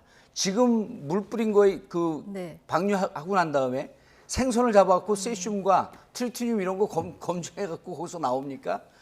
기본적인 과학을 완전히 무시한 행태하면서 저기 앉았고 회를 먹게 되면 국민들이 여기에 대해서 국힘 의원들이 먹으니까 안심하고 먹겠구나 이런 생각을 합니까? 실질적으로요. 이게 이제 계속 문제 제기했던 게 캐나다는 왜 반대하지 않습니까? 미국은 반대하지 않습니까? 막상 방류를 하니까 캐나다 시민단체, 미국 시민단체에서 그리고 과학자 집단들, 전문가 집단에서 반대의 물결이 더 높아지고 있어요. 그래서 지금 우리가 보기에는 이미 방류를 하고 나면 아마 이렇게 생각하는 것 같아요. 방류가 이미 됐는데 시간이 지나면 잊혀지지 않을까. 그러니까 오죽하면 아사히 신문에 보도된 바에 따르면 총선 전에 미리 빨리 방류 좀 해달라고 하는 얘기까지 나왔다는 거 아닙니까? 이것을 보면은 앞으로 시간이 지나면 지날수록 방사능이라고 하는 것은 그리고 방사성 원소가 어느 게 어느 정도로 농축되어 있는지 알 수 없기 때문에 계속 변이가 생긴다는 거 아닙니까? 그래서 지금서부터 이 오염수 방류를 지금이라도 막지 않으면 국민 건강은 심각하게 위험에 빠질 것이다. 그리고 앞으로 이런 상황은 이 방류를 막을 때까지 우리는 이 비상한 상황이 종식되지 않았음을 선언하고 끊임없이 행동에 나갈 것이다 라고 하는 것을 선언했다고 보면 됩니다. 예. 그런데 아직까지 이제 과학적으로 정부에서는 과학적으로 안전하다 이것을 이제 주안점을 둬서 홍보를 하고 있는 이런 상황이고요. 앞으로의 뭐 긴 상황을 조금 더 지켜봐야 되겠습니다만 국민들이 좀 불안해하시는 부분들에 대한 어떤 대책들은 조금 더 필요하지 않을까 싶고요. 저희가 시간이 얼마 안 남아서요. 자, 다 건너뛰고 이 얘기만 좀 해보고 끝내겠습니다. 자, 어제 국민의힘 연찬회에서 특강자로 나왔던 김병준 고문께서 이제 엄석대 언급을 하셨는데 민주당 워크숍에서는 서른 의원이 심청이 발언을 했습니다. 자, 이재명 대표가 심청이처럼 인당수에 빠져야 왕비가 될 수 있다 이런 내용이었는데요. 이에 대한 오늘 아침 민주당 내 반응 듣고 오시겠습니다. 서른 의원은 마이크를 잡으셨더라고요. 이 대표가 심청이처럼 인당수에 빠져야 왕비가 될 수 있다. 이재명 대표의 사법 리스크가 본인뿐만 아니라 당에도 매우 큰 악영향을 주고 있기 때문에 대표직 사퇴라든가 또는 지금까지 약속한 불체포 특권을 실제로 그 행동으로도 보이고 소위 개딸들 일그러진 그 팬덤을 바로잡는 어떤 그러한 조치들 뭐 이런 것들이 좀 과단성이 있게 쾌도난만처럼 있어야 된다라는 취지 아닌가 싶은데요. 서른 의원이 이재명 대표에겐 좀 뼈아픈 얘기도 강하게 하시던데 전반적인 분위기가 어땠습니까? 그분이 하시는 것이 뼈아프지는 않아요. 네, 왜요? 오버 어게인, 리피트 어게인. 너무 많이 들어서. 네.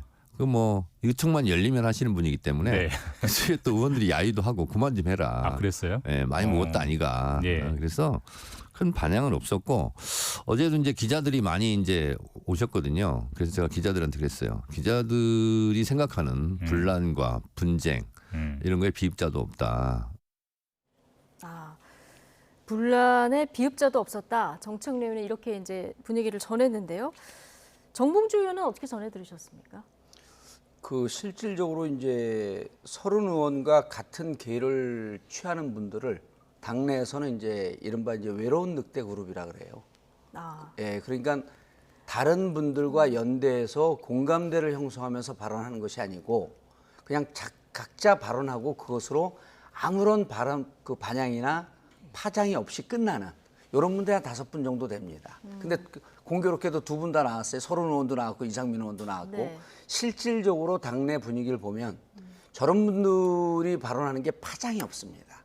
그러니까 이제 더 이상 설득력을 못 갖는다는 얘기예요. 그리고 이제 그 이외에 또 이제 이른바 반면이라고 하는 그룹들이 몇몇이 네. 되는데 그분들 다 합해봐 한 20명 정도 됩니다. 그리고 그러면 이게 어제 이 지형이 안 바뀌어요. 예, 그 양경숙 의원 같은 경우는 이재명 대표 체포동의안 부결을 당론으로 지정해야 된다 이런 얘기도 했다고 하는데 예. 정봉주 의원께서 파악하시기에는 이런 분위기가 당내 훨씬 많다 이렇게 보시는 건가요? 양경숙 의원도 조금 더 나갔죠. 당론으로 할 그 이유가 아닙니다. 왜냐하면 이것을 굳이 민주당이 이른바 의법 조치라든지 예. 저는 이제 지금 이 체포 동의안에 동의하자라고 하는 분들이 불체포 특권 혹은 불체포 고유 권한이라고 하는 것에 대해서 기본적으로 공부가 전혀 안 돼 있는 것 같아요. 근데 이거를 굳이 당론으로 결정하지 않아도 이 부분에 대해서 검찰의 과도한 수사와 과도한 탄압이라고 하는 부분에 대한 인식의 공감대가 이미 70-80% 이상 되어 있기 때문에 굳이 이걸 당론을 정하지 않아도 됩니다. 그럴 정도 민주당 의원들의 인식 수준은 일정 정도 이해도가 있기 때문에 굳이 이렇게 그러니까 양경숙 의원도 좀 많이 나갔다. 굳이 이럴 필요까지 없다. 이렇게 예. 생각합니다. 지금 이재명 대표 소환 날짜는 아직 안 정해졌고요. 지금 줄다리기만 계속되고 있는 상황입니다. 8월 30일에 나오라고 했는데 이재명 대표가 9월 셋째 주 중에 일정이 없는 날 나가겠다 이렇게 얘기를 했고 검찰이 다시 9월 4일에 나오라 이렇게 통보를 하는 상황이거든요. 근데 이렇게 만약에 이 대표가 이걸 안 받게 되면 어떻게 되는 겁니까?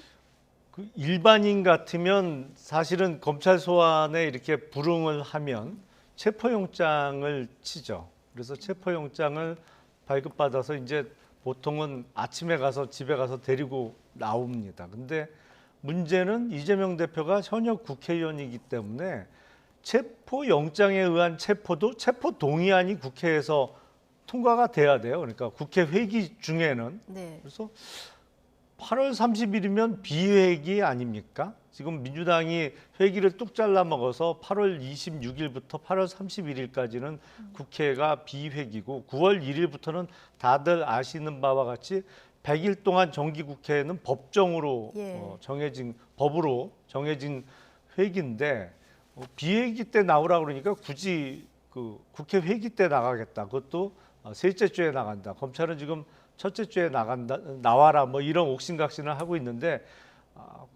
국회의원의 불체포 특권 아니면 이런 옥신각신이 없겠죠. 근데 현역 의원이기 때문에 체포 영장을 발급받기도 어렵고 그것도 체포 동의안의 장벽을 넘어야 되기 때문에 결국에는 뭐 언젠가는 소환 조사가 이루어질 것이고 네. 8월 제 기억에 17일인가요? 그 백현동과 관련해서 서울중앙지검에 출석하면서 이재명 대표가 했던 말 검찰에서 부르면 100번이고 1000번이고 네. 나가서 조사 받겠다라는 게 또 시건이 되는 거 아닌가? 아니 안 나가겠다는 건 아니니까요. 근데 시기를 자기가 정하겠다는 것이잖아요. 그리고 지금 정기국회 때 만약에 체포 동의안이 올라온다고 하면 6월 원내 교섭단체 대표연설 때는 이재명 대표가 불체포 특권을 포기하겠다고 국민들께 약속을 드렸습니다만 그것도 또 안 지켜질 것 같아요. 지금 돌아가는 거 보니까. 네, 좀 두고 보죠. 여기까지 하겠습니다. 김용남, 정봉주 전직 의원 두 분과 함께했습니다. 고맙습니다. 예, 감사합니다.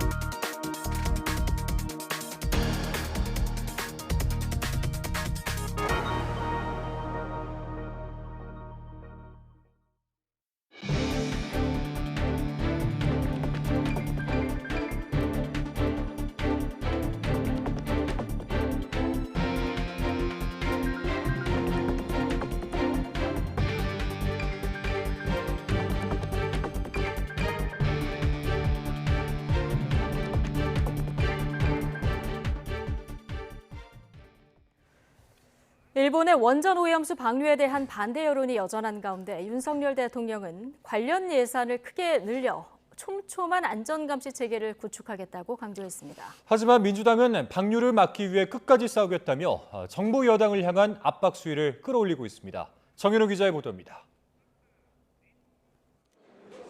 국민의힘 연찬회에 참석해 1+2를 100이라고 하는 세력과는 싸울 수밖에 없다고 강조했던 윤석열 대통령. 오염수 관련 야당의 주장을 강하게 비판한 다음 날 국민 안전을 최우선으로 챙기겠다는 의지를 거듭 강조했습니다. 우리 해역과 수산물에 대한 안전 감시 체계를 제대로 구축하기 위해 관련 예산을 전년 대비 2.5배가량 대폭 늘리겠다는 겁니다. 안전 감시 체계를 더욱 촘촘히 구축하고 국산 수산물을 국민들께서 안심하고 드실 수 있도록 관련 예산을 총 7,400억 원 수준으로 일본의 오염수 방류가 과학적 기준에 따라 안전하게 이루어지는지 지속적으로 점검하면서 동시에 국민 불안도 불식시키겠다는 뜻으로 풀이됩니다. 국민의힘도 윤 대통령과 정부의 기조에 보조를 맞추고 있습니다. 민주당의 공세를 정치 선동으로 깎아내리며 불안감 조장으로 피해를 보는 건 결국 우리 국민이라고 날을 세웠습니다. 우리 사회를 정상에서 비정상으로 끌어당기고 있다. 우리가 늘 평소에 즐기는 식탁 가지고서 더 이상 장난치지 말아라 하는 말씀을 다시 한 번 더 드리고 싶습니다. 민주당도 물러서지 않았습니다. 윤석열 정부가 일본의 오염수 방류를 방조했다고 주장하며 방류 저지 총력전에 나서기로 했습니다. 정기국회 대정부 질문 등을 통해 정부의 잘잘못을 따져 묻겠다는 겁니다. 모든 권한과 책임을 총동원해서 일본 정부가 강행하고 윤석열 정부가 방조한 해양 투기를 반드시 중단시키기 위해 끝까지 싸우겠습니다. 여권이 반대하더라도 과반 의석의 힘을 바탕으로 오염수 관련 특별안전조치 4법을 속도감 있게 추진하겠다는 방침도 분명히 했습니다. 민주당은 방류 반대를 촉구하는 국내외 여론전도 강화할 예정이라 정부 여당과의 신경전은 갈수록 치열해질 것으로 보입니다. YTN 정현우입니다. 후쿠시마 원전 오염수 방류로 수산물 소비 위축 우려가 커지자 정부는 수산물의 신뢰를 높이기 위해 원산지 표시 점검을 강화하고 있습니다. 특히 일본산이 많은 가리비와 참돔, 멍게 등이 주요 점검 대상입니다. 보도에 박홍구 기자입니다. 일본의 원전 오염수 방류 이후 수산시장 분위기는 불안 그 자체입니다. 아직 매출이 크게 줄진 않았지만 결국 수산물 소비가 위축될 것이란 위기감이 높습니다. 소비자의 심기가 아무 한켠에 남아 있는 거죠. 이게 먹어도 되는 건지 안전한 건지 그게 담보가 안 되니까. 정부는 막연한 불안감을 잠재우기 위해 인근 해역과 수산물에 대한 검사를 강화하고 있습니다. 물에 대한 검사를 하고 또 생선에 대한 검사를 하고 이렇게 전체적으로 검사를 다 하고 있기 때문에 또 수산물에 대한 신뢰도를 높이기 위해 원산지 표시 특별 점검을 시작했습니다. 앞으로 100일 동안 수입 이력이 있는 2만 개 업체를 대상으로 업체당 3번씩 원산지를 확인할 계획입니다. 혹시나 국내산하고 일본산 가지고 일할 때는 시설을 완전히 분리해가지고 각각 발표하셔야 됩니다. 특히 일본산 수입이 많은 가리비와 참돔, 멍게 등이 주요 점검 대상입니다. 일본산 가리비는 지난해 11,900여 톤이 수입돼 국내산보다 물량이 1.6배나 많습니다. 이어 참돔과 방어, 멍게 등이 일본에서 많이 들어오는데 국내 생산량과 비교하면 절반에서 10% 수준입니다. 정부는 국내산이건 수입이건 안전에는 전혀 문제가 없다며 소비 활성화 방안 마련에 주력하고 있습니다. 앞으로 매주 지역별로 수산시장에서 주말 축제와 세일 행사를 열어 손님 모으기에 나설 계획입니다. YTN 박홍구입니다. 일본의 원전 오염수 방류 시작과 관련해서 중국인들의 반일 감정이 다시 한번 불타오르고 있습니다. 네, 일본의 방사능 공격으로 간주하자며 군사 대응까지 거론할 정도인데 이런 강력한 반발의 배경 과연 뭘까요? 베이징에서 강정규 특파원이 전해드립니다. 중국 최대 도시 상하이의 한 수산시장. 후쿠시마 오염수 방류 이후 파리만 날립니다. 다음 달에 금어기가 풀리지만 해산물 소비가 뚝 끊기면서 어업 종사자들은 시름만 깊어집니다. 就从24号开始到今天一点都不忙，很闲。就从核污水开始排放的时候，基本上没人买货了。 중국 온라인 쇼핑몰에서 방사능 측정기 판매량은 200% 넘게 급증했습니다. 단순 불안감에 그치지 않고 공격적 태도로도 이어집니다. 앞으로 중국 연안의 방사능 농도가 기준치를 넘으면 생화학 공격으로 간주해야 한다는 겁니다. 누리꾼들은 물론 현지 매체들도 군사적 대응을 거론하기 시작했습니다. 아무런 근거가 없는데 그런 얘기를 함부로 쓸 수 있는 그런 언론 분위기가 아니거든요. 사실상 중국에는 민영 언론이 없고 사실상 모두가 다 관영 언론이기 때문에. 아이들이 다니는 일본인 학교에도 돌과 달걀이 날아들 만큼 반일 감정이 들끓는 가운데 중국 SNS엔 이런 영상도 올라왔습니다. 踩着我们先辈的累累白骨，在我们的领土上学习、生活、享乐，这难道不是一种莫大的耻辱吗？ 직접 전쟁을 겪지 않은 젊은 세대의 비장한 말투에서 애국주의 교육의 흔적도 엿보입니다. 일본을 향한 중국인들의 뿌리 깊은 적대감, 오늘날 신냉전 구도와도 맞물려 간단치 않습니다. 실제 지난 2012년 일본이 센카쿠 열도 국유화를 선언하자 중국 각지에선 폭동에 가까운 반일 시위가 벌어졌습니다.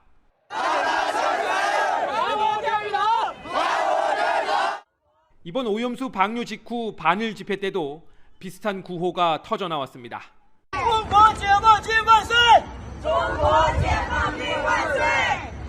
이제는 과거와 다르다며 대내외에 국력을 과시하는 중국. 일제 침략 역사에 대한 피해의식이 공격적 태도의 명분이 되고 있습니다. 베이징에서 YTN 강정규입니다. 일본 강요들이 후쿠시마 제1원전 오염수 해양 방류 문제로 충돌하고 있는 중국을 향해서 일제히 유감을 표명하고 중국 내 반일 움직임을 비판했습니다. 니시무라 야스토시 경제산업상은 기자회견에서 오염수 해양 방류 개시 이후 중국에서 걸려온 것으로 추정되는 항의 전화가 일본 각지에 쇄도하는 데 대해서 매우 유감스럽고 우려된다고 말했습니다. 와타나베 히로미치 부흥상도 중국에서 반일 행동이 계속되면 외무상이 중국에 더욱 강한 대처를 촉구해야 한다면서 오염수의 안전성을 알릴 필요가 있다고 제언했습니다. 14명의 사상자를 낸 분당 흉기 난동 사건을 수사해온 검찰이 당시 최원종의 심신미약 상태는 아닌 것으로 보고 재판에 넘겼습니다. 20일 넘게 연명 치료 끝에 눈을 감은 고 김혜빈 씨 유족들은 가해자보다 피해자를 기억해달라며 외동딸의 이름과 사진을 공개했습니다. 박정현 기자입니다. 편지를 받아 읽어야 할 친구는 결국 환하게 웃는 영정사진으로 돌아왔습니다. 제발 깨어나달라는 간절한 바람도 전해지지 못했습니다. 경기 성남시 분당구 흉기난동범 최원종의 차에 치여 뇌사 상태에 빠졌던 김혜빈 씨가 한 달 가까운 연명 치료 끝에 숨을 거뒀습니다. 뇌사가 사실 사망이라고 하잖아요. 그래도 정말 세상에 기적이 한 번 있다면 우리 혜빈이기를 바라면서 치료받고 있는 중이다 하면서 진짜 가족들끼리 많이 견디려고 진짜 노력 많이 한 것 같아요. 누구보다 재밌게 또 열심히 생활하던 20살 새내기 대학생 김혜빈 씨. 부모는 가해자보다 피해자가 주목받고 기억돼야 한다는 마음으로 외동딸의 이름과 사진을 공개했습니다. 그러면서 최원종이 무기징역을 선고받더라도 가석방으로 나오면 그만 아니냐며 개탄했습니다. 유족은 또 피해자 지원과 체계가 부족한 점도 꼬집었습니다. 검찰이 치료비 지급을 보증하기까지 절차가 너무나 복잡했고 매달 100만 원씩 지원되는 생계비도 온 가족이 병간호에 매달린 상황에선 충분하지 않다는 겁니다. 이상했어요. TV를 틀면은 지원을 다 해줄 것처럼 얘기를 하시는데 저희는 정작 담당자님께서 제대로 한번 얘기를 이렇게 전해주신 적이 없어서 업무과 직원분한테 일처리 어떻게 됐는지 듣고 있고. 이런 가운데 검찰은 최원종을 재판에 넘기며 고립된 생활 끝에 망상이 심해지며 범행했다고 결론지었습니다. 다만 최원종의 심신미약 상태는 아니라는 게 검찰의 판단입니다.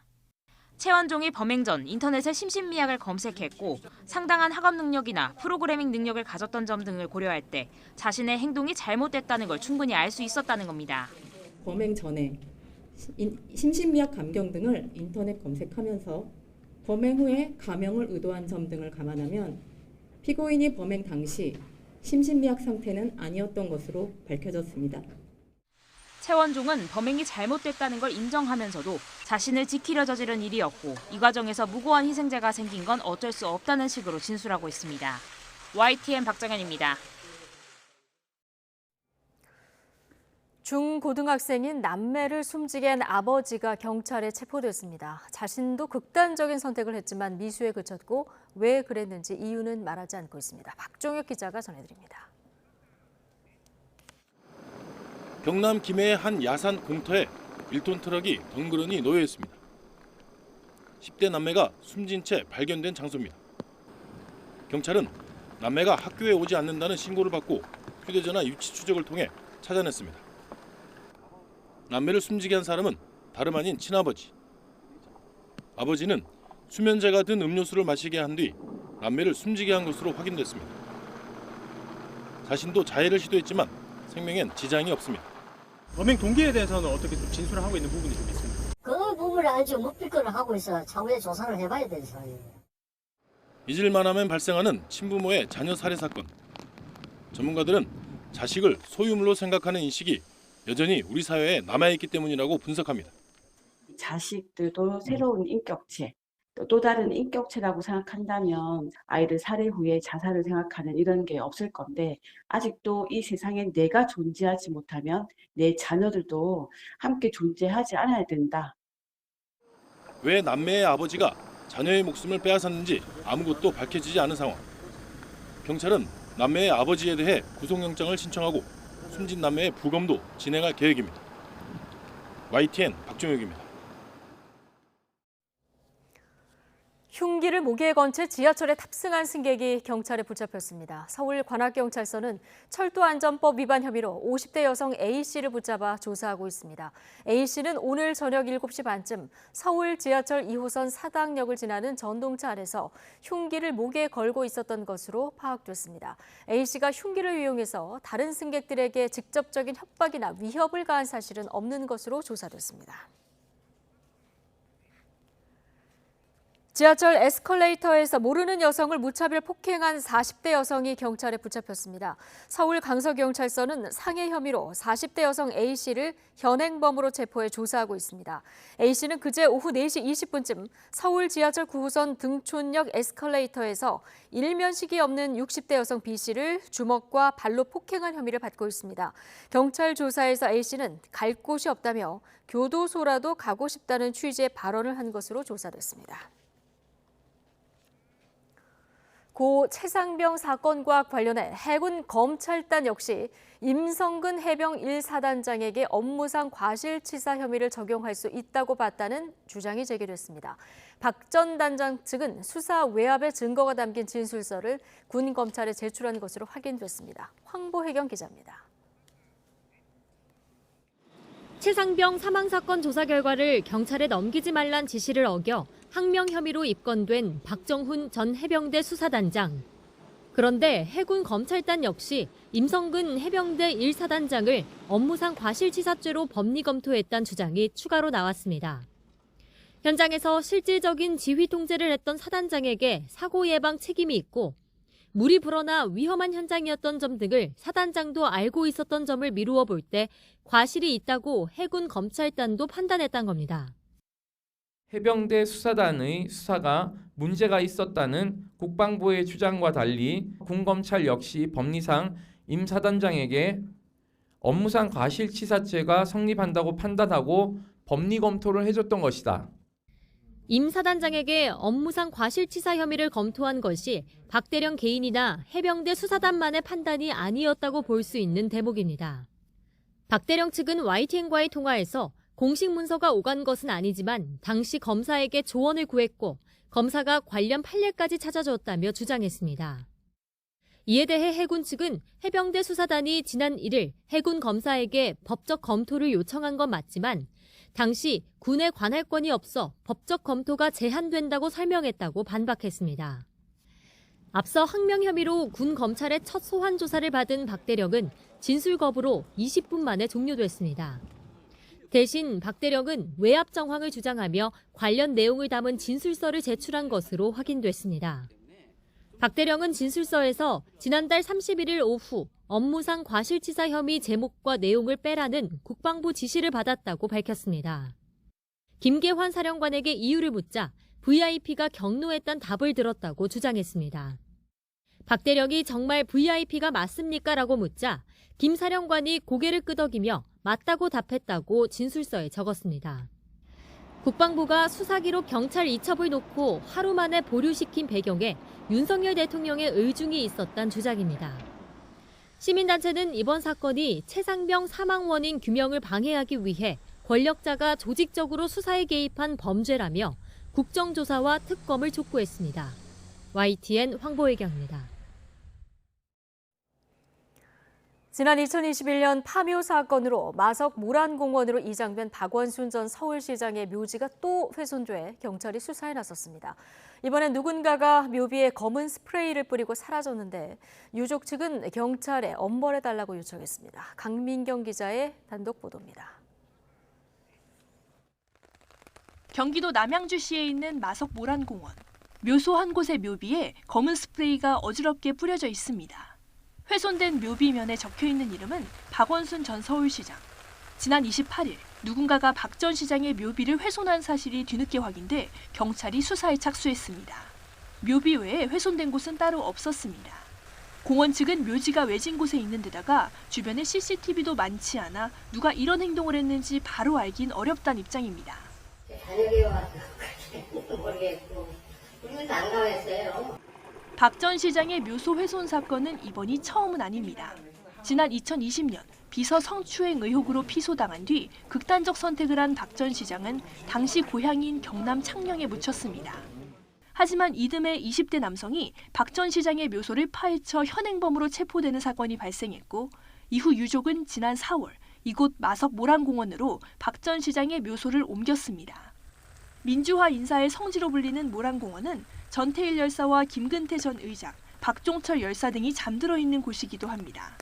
이 때문에 이장 당시 여성계 등에서는 박 전 시장 측이 성비위 문제로 훼손된 고인의 명예의 복구를 시도한다며 강하게 반발하기도 했습니다. 이런 우여곡절을 거쳐 묘지를 옮겼지만 박 전 시장의 묘소는 4개월 만에 다시 훼손된 상황. 유족들은 인간으로서 하면 안 되는 행위가 2번씩이나 벌어졌다며 가해자가 자수하지 않으면 엄히 처벌하도록 조치하겠다는 입장입니다.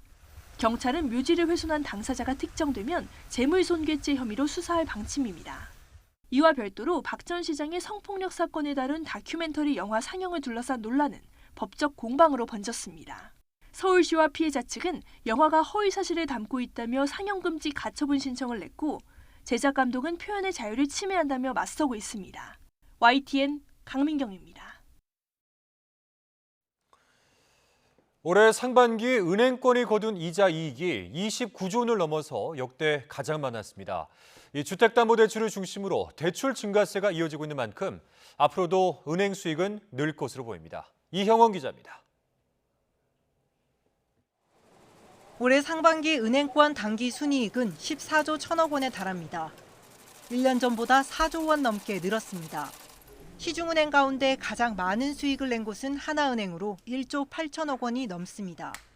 국민은행과 신한은행, 우리은행이 뒤를 이었습니다.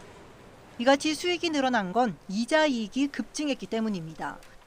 상반기 은행권 이자 이익은 29조 원이 훌쩍 넘습니다. 1년 전보다 3조 원 넘게 늘면서 역대 최대 규모를 기록한 겁니다. 기준금리가 계속 동결되고 정부의 금리 인하 압박에 예대 마진은 줄었습니다. 하지만 주택담보대출을 중심으로 대출 자체가 늘면서 전체 이자 이익을 끌어올렸습니다. 부동산 거래가 늘고 있는 만큼 이런 추세는 계속될 것으로 보입니다.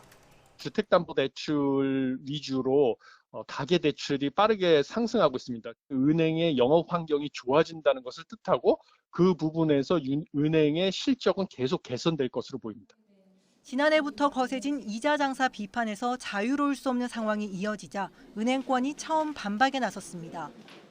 은행의 대출 자산이나 자기 자본은 3배 가까이 좀 증가하였고 은행의 미처는 좀 3배 늘었는데 버는 돈은 사실상 제자리 걸음을 하고 있다는 것입니다. 은행연합회는 은행 수익의 85%가 이자 이익에서 나올 수밖에 없는 구조를 바꿔야 한다며 비금융 사업 진출을 늘리기 위한 규제 완화를 주문했습니다. YTN 이영훈입니다. 인터넷 전문은행 카카오뱅크가 주택구입자금 주택담보대출 대상자를 무주택 세대로 제한합니다. 카카오뱅크는 내일부터 주택구입자금 주택담보대출 대상자 조건을 이 기존의 세대합산 기준 무주택, 1주택 또는 2주택 세대에서 세대합산 기준 무주택 세대로 변경한다고 밝혔습니다. 다만 생활안전자금 목적 주택담보대출의 경우 기존의 세대합산 기준 1주택 세대 조건이 유지됩니다. 우유 원유 가격이 오르면서 소비자가 사는 흰우유 가격도 오를 전망입니다. 서울우유협동조합은 오는 10월부터 흰우유 제품인 나 100% 우유 출고가를 대형 할인점 기준 3%에 올린다고 밝혔습니다. 앞서 낙농진흥회가 마시는 우유에 쓰는 원유 가격을 리터당 88원 올린 1,084원, 치즈 등 가공 유제품의 원유 가격을 리터당 87원 올린 887원으로 인상하기로 한 데 따른 겁니다. 다만 원유값 인상률이 8%인데 반해 출고가 인상률이 3%로 책정된 것은 앞서 정부가 과도한 가격 인상 자제를 권고한 데 따른 것으로 풀이됩니다. 교육부의 엄정 대응 기조 속에 다음 달 4일 대규모 교사 집회가 다시 추진됩니다. 교육부가 전국 교육감들과 긴급회동까지 열었지만 별다른 합의 없이 입장차만 확인하는 데 그쳤습니다. 김연아 기자입니다. 교육부 강경 대응과 내부 이견으로 취소됐던 9월 4일 교사 집회가 다시 추진됩니다. 처음 집회를 기획했던 운영팀은 해산했지만 다른 교사들이 집회를 이어 준비하겠다고 나선 겁니다. 이들은 집회 철회 후에도 교육부가 공교육 멈춤에 대한 겁박을 계속하고 집회 취소가 재량 휴업일 철회로까지 이어졌다며 다시 집회를 열기로 한 배경을 밝혔습니다. 교육 현장의 혼란과 갈등이 커지는 가운데 이주호 부총리는 전국 교육감들과 긴급 회동했습니다. 교육부는 교사의 집단 행동을 위한 학기 중 임시 휴업일 지정과 교사의 연가, 병가 등 사용은 명백한 위법이라고 거듭 강조하며 교육감들의 협조를 요구했습니다. 추모의 뜻을 기리는 데에도 위법적인 집단 행동이 아니더라도 저녁 시간대를 활용하는 방식이나 온라인을 활용하는 방식 등 우리 사회에 혼란을 끼치지 않는 다양한 방법들이 있습니다. 하지만 교사 8만 명 이상이 동참 의사를 밝히면서 일부 학교는 정상 수업이 어려운 상황이고 교육감 간에도 의견이 엇갈리면서 결국 접점을 찾는 데는 실패했습니다. 저는 서희초 사건 이후 일선 교사들의 절규와 열망, 절절한 추모의 염을 받아 안으면서 9월 4일을 교육공동체 회복 및 공교육을 성찰하는 날로 보냈으면 좋겠습니다. 교육부에서도 좀 한 발 물러서서 일선 교사들의 절규를 받아 안고 교육부는 9월 4일 재량 휴업을 계획한 학교 명단 파악에 나서는 등 대응에 나섰습니다. 지금과 같이 교육부와 일선 교육감의 평행선이 이어질 경우 연가 사용 교사에 대한 징계 추진 등을 놓고도 마찰이 예상됩니다. YTN 김현아입니다.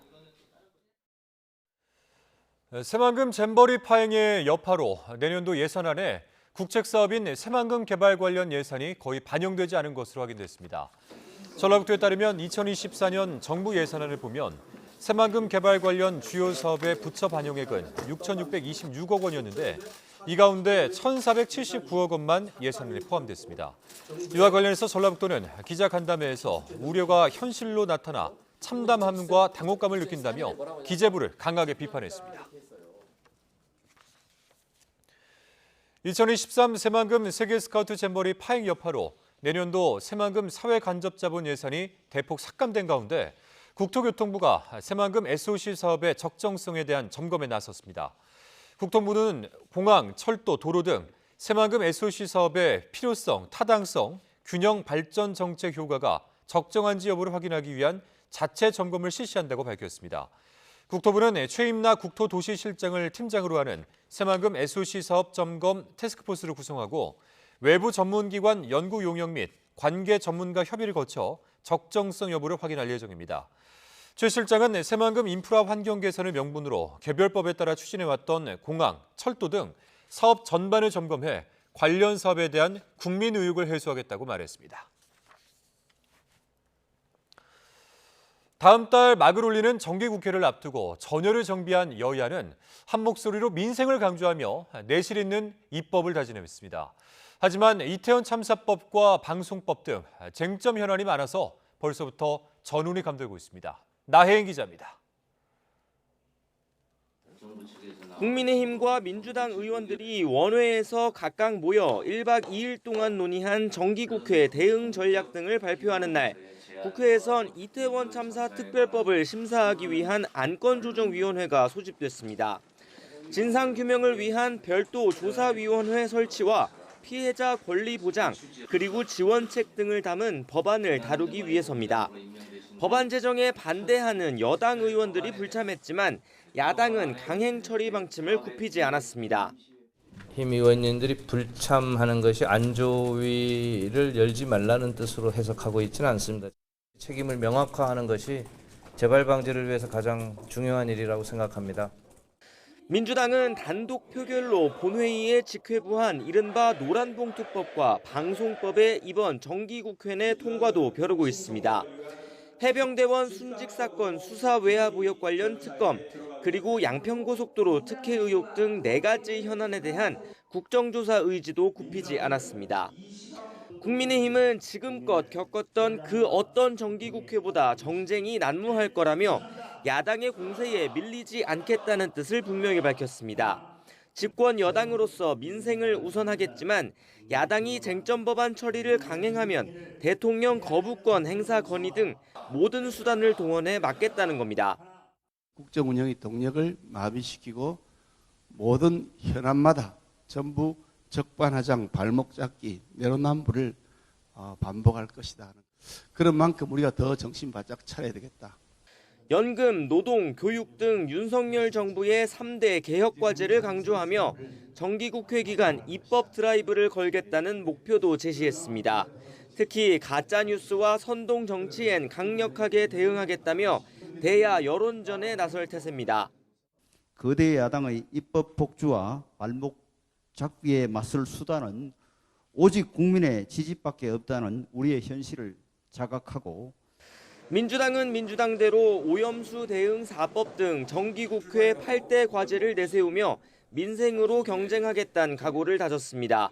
정부의 내년도 예산안을 스스로 약속한 재정준칙마저 지키지 못한 무능 예산으로 규정하고 송곳 검증도 예고했습니다. 정부 여당의 국정은 그야말로 방향타가 고장난 난파선처럼 표류 중입니다. 폭주하는 권력과 탈선 중인 국정을 바로잡아야 될 것 같습니다. 여야가 오는 9월 1일 시작하는 정기국회에 사활을 거는 건 이 기간 전국 주도권의 향배가 내년 총선까지 이어진다는 판단 때문으로 보입니다. 가을 국정감사에 이어 연말 예산 전국까지 21대 마지막 정기국회는 어느 때보다 치열하게 전개될 전망입니다. YTN 나인입니다. 이념과 역사 논쟁으로 번진 홍범도 장군 흉상 이전을 두고 육사 안팎의 논란은 가열되고 있습니다. 이 독립운동과 관련 단체들을 중심으로 정부의 의견 수렴이 필요하다는 지적이 나오고 있습니다. 임성재 기자입니다. 소련 공산당 가입 이력 등을 문제 삼으며 홍범도 장군의 흉상을 육군사관학교에 설치하는 것은 적절하지 않다고 못 박은 국방부. 국방부 청사 앞에 있는 또 다른 홍 장군 흉상을 옮기게 되는 경우에도 독립운동사를 연구한 외부 권위자들과 합의가 필요한 건 아니라고 잘라 말했습니다. 우리 군 내부적으로 판단해서 어떤 결론이 내려질 수 있으면 굳이 외부의 학계나 또는 이런 협의는 필요 없을 수도 있을 것 같고. 육사 졸업생들도 국방부와 뜻을 같이 했습니다. 육사 총동창회는 2018년 조형물을 설치할 때부터 흉상 배치가 적절하지 않다는 의견이 많았다며 이러한 인물의 육사 생도들이 거수경례하도록 내버려둬선 안 된다고 주장했습니다.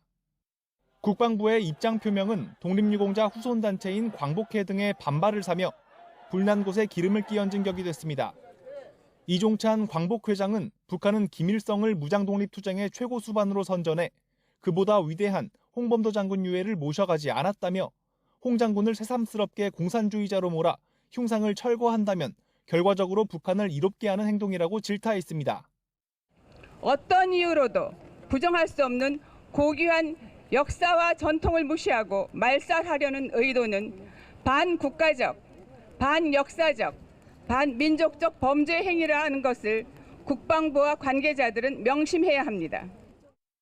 논란 끝에 함께 이전이 검토됐던 김좌진, 이범석 장군 등 다른 독립운동가 흉상을 그대로 두고 홍범도 장군 흉상만 독립기념관으로 옮기는 쪽으로 가닥이 잡힌 것으로 전해진 상황. 북한의 핵미사일 고도화에 따른 안보 위기 속에 군 당국이 이념, 역사 논쟁에 휘말리면서 전문가와 공동체 구성원의 의견을 종합하는 정책 결정이 필요하다는 목소리가 나오고 있습니다. YTN 임성재입니다. 일제 강제동원 피해자들이 일본 전범기업을 상대로 낸 손해배상 소송을 우리 법원이 결론 내리지 않고 있다며 사실상 직무유기라고 규탄했습니다. 이균용 대법원장 후보자는 정부의 강제동원 피해 제3자 변제 방안 등 관련 문제를 진지하게 검토해보겠다고 밝혔습니다. 홍민기 기자입니다.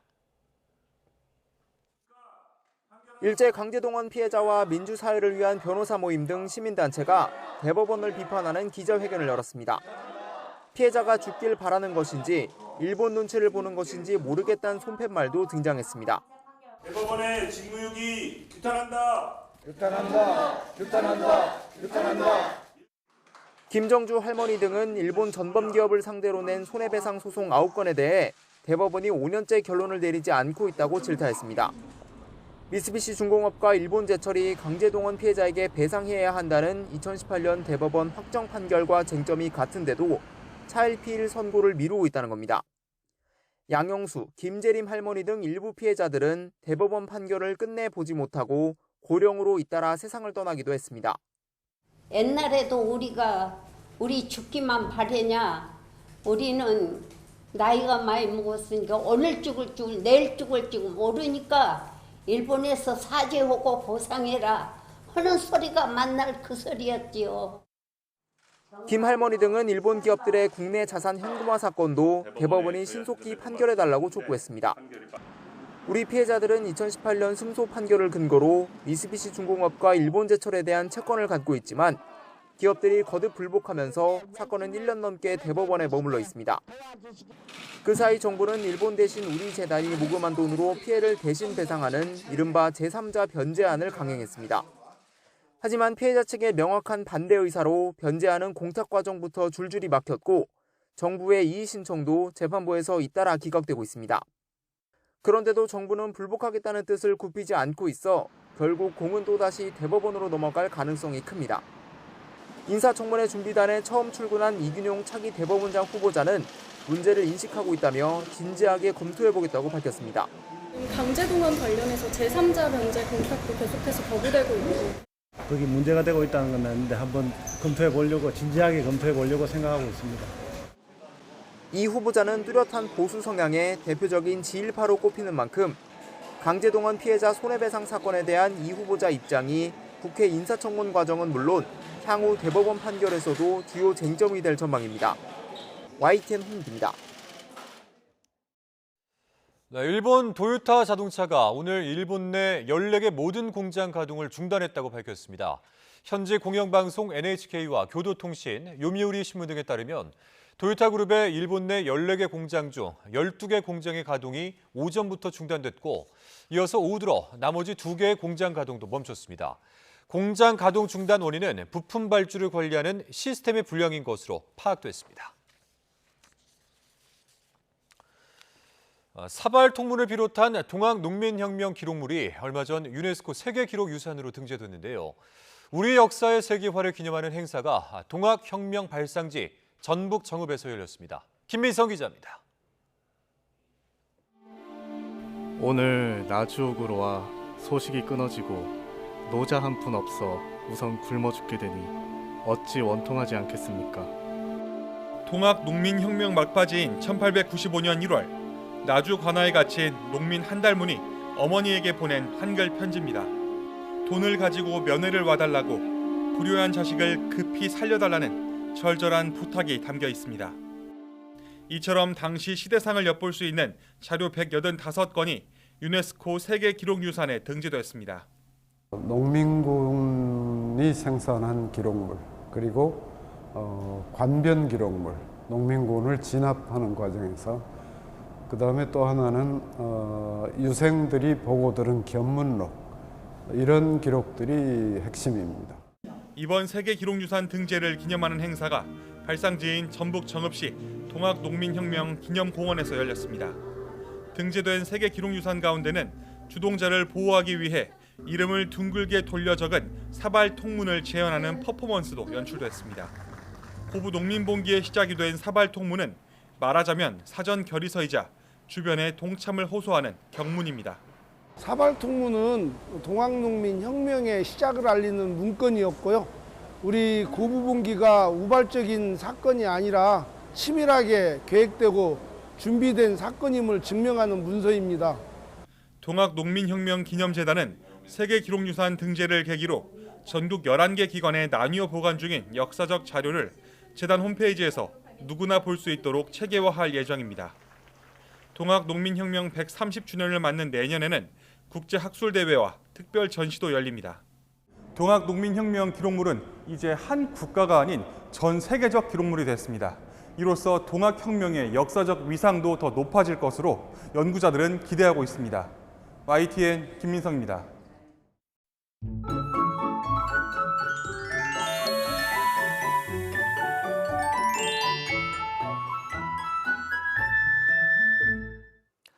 연일 오락가락 비가 내리고 있습니다. 내일도 역시 전국 곳곳에 산발적으로 비가 오겠고, 특히 남부지방에는 돌풍과 벼락을 동반한 시간당 최고 60mm의 매우 강한 비가 집중되겠습니다.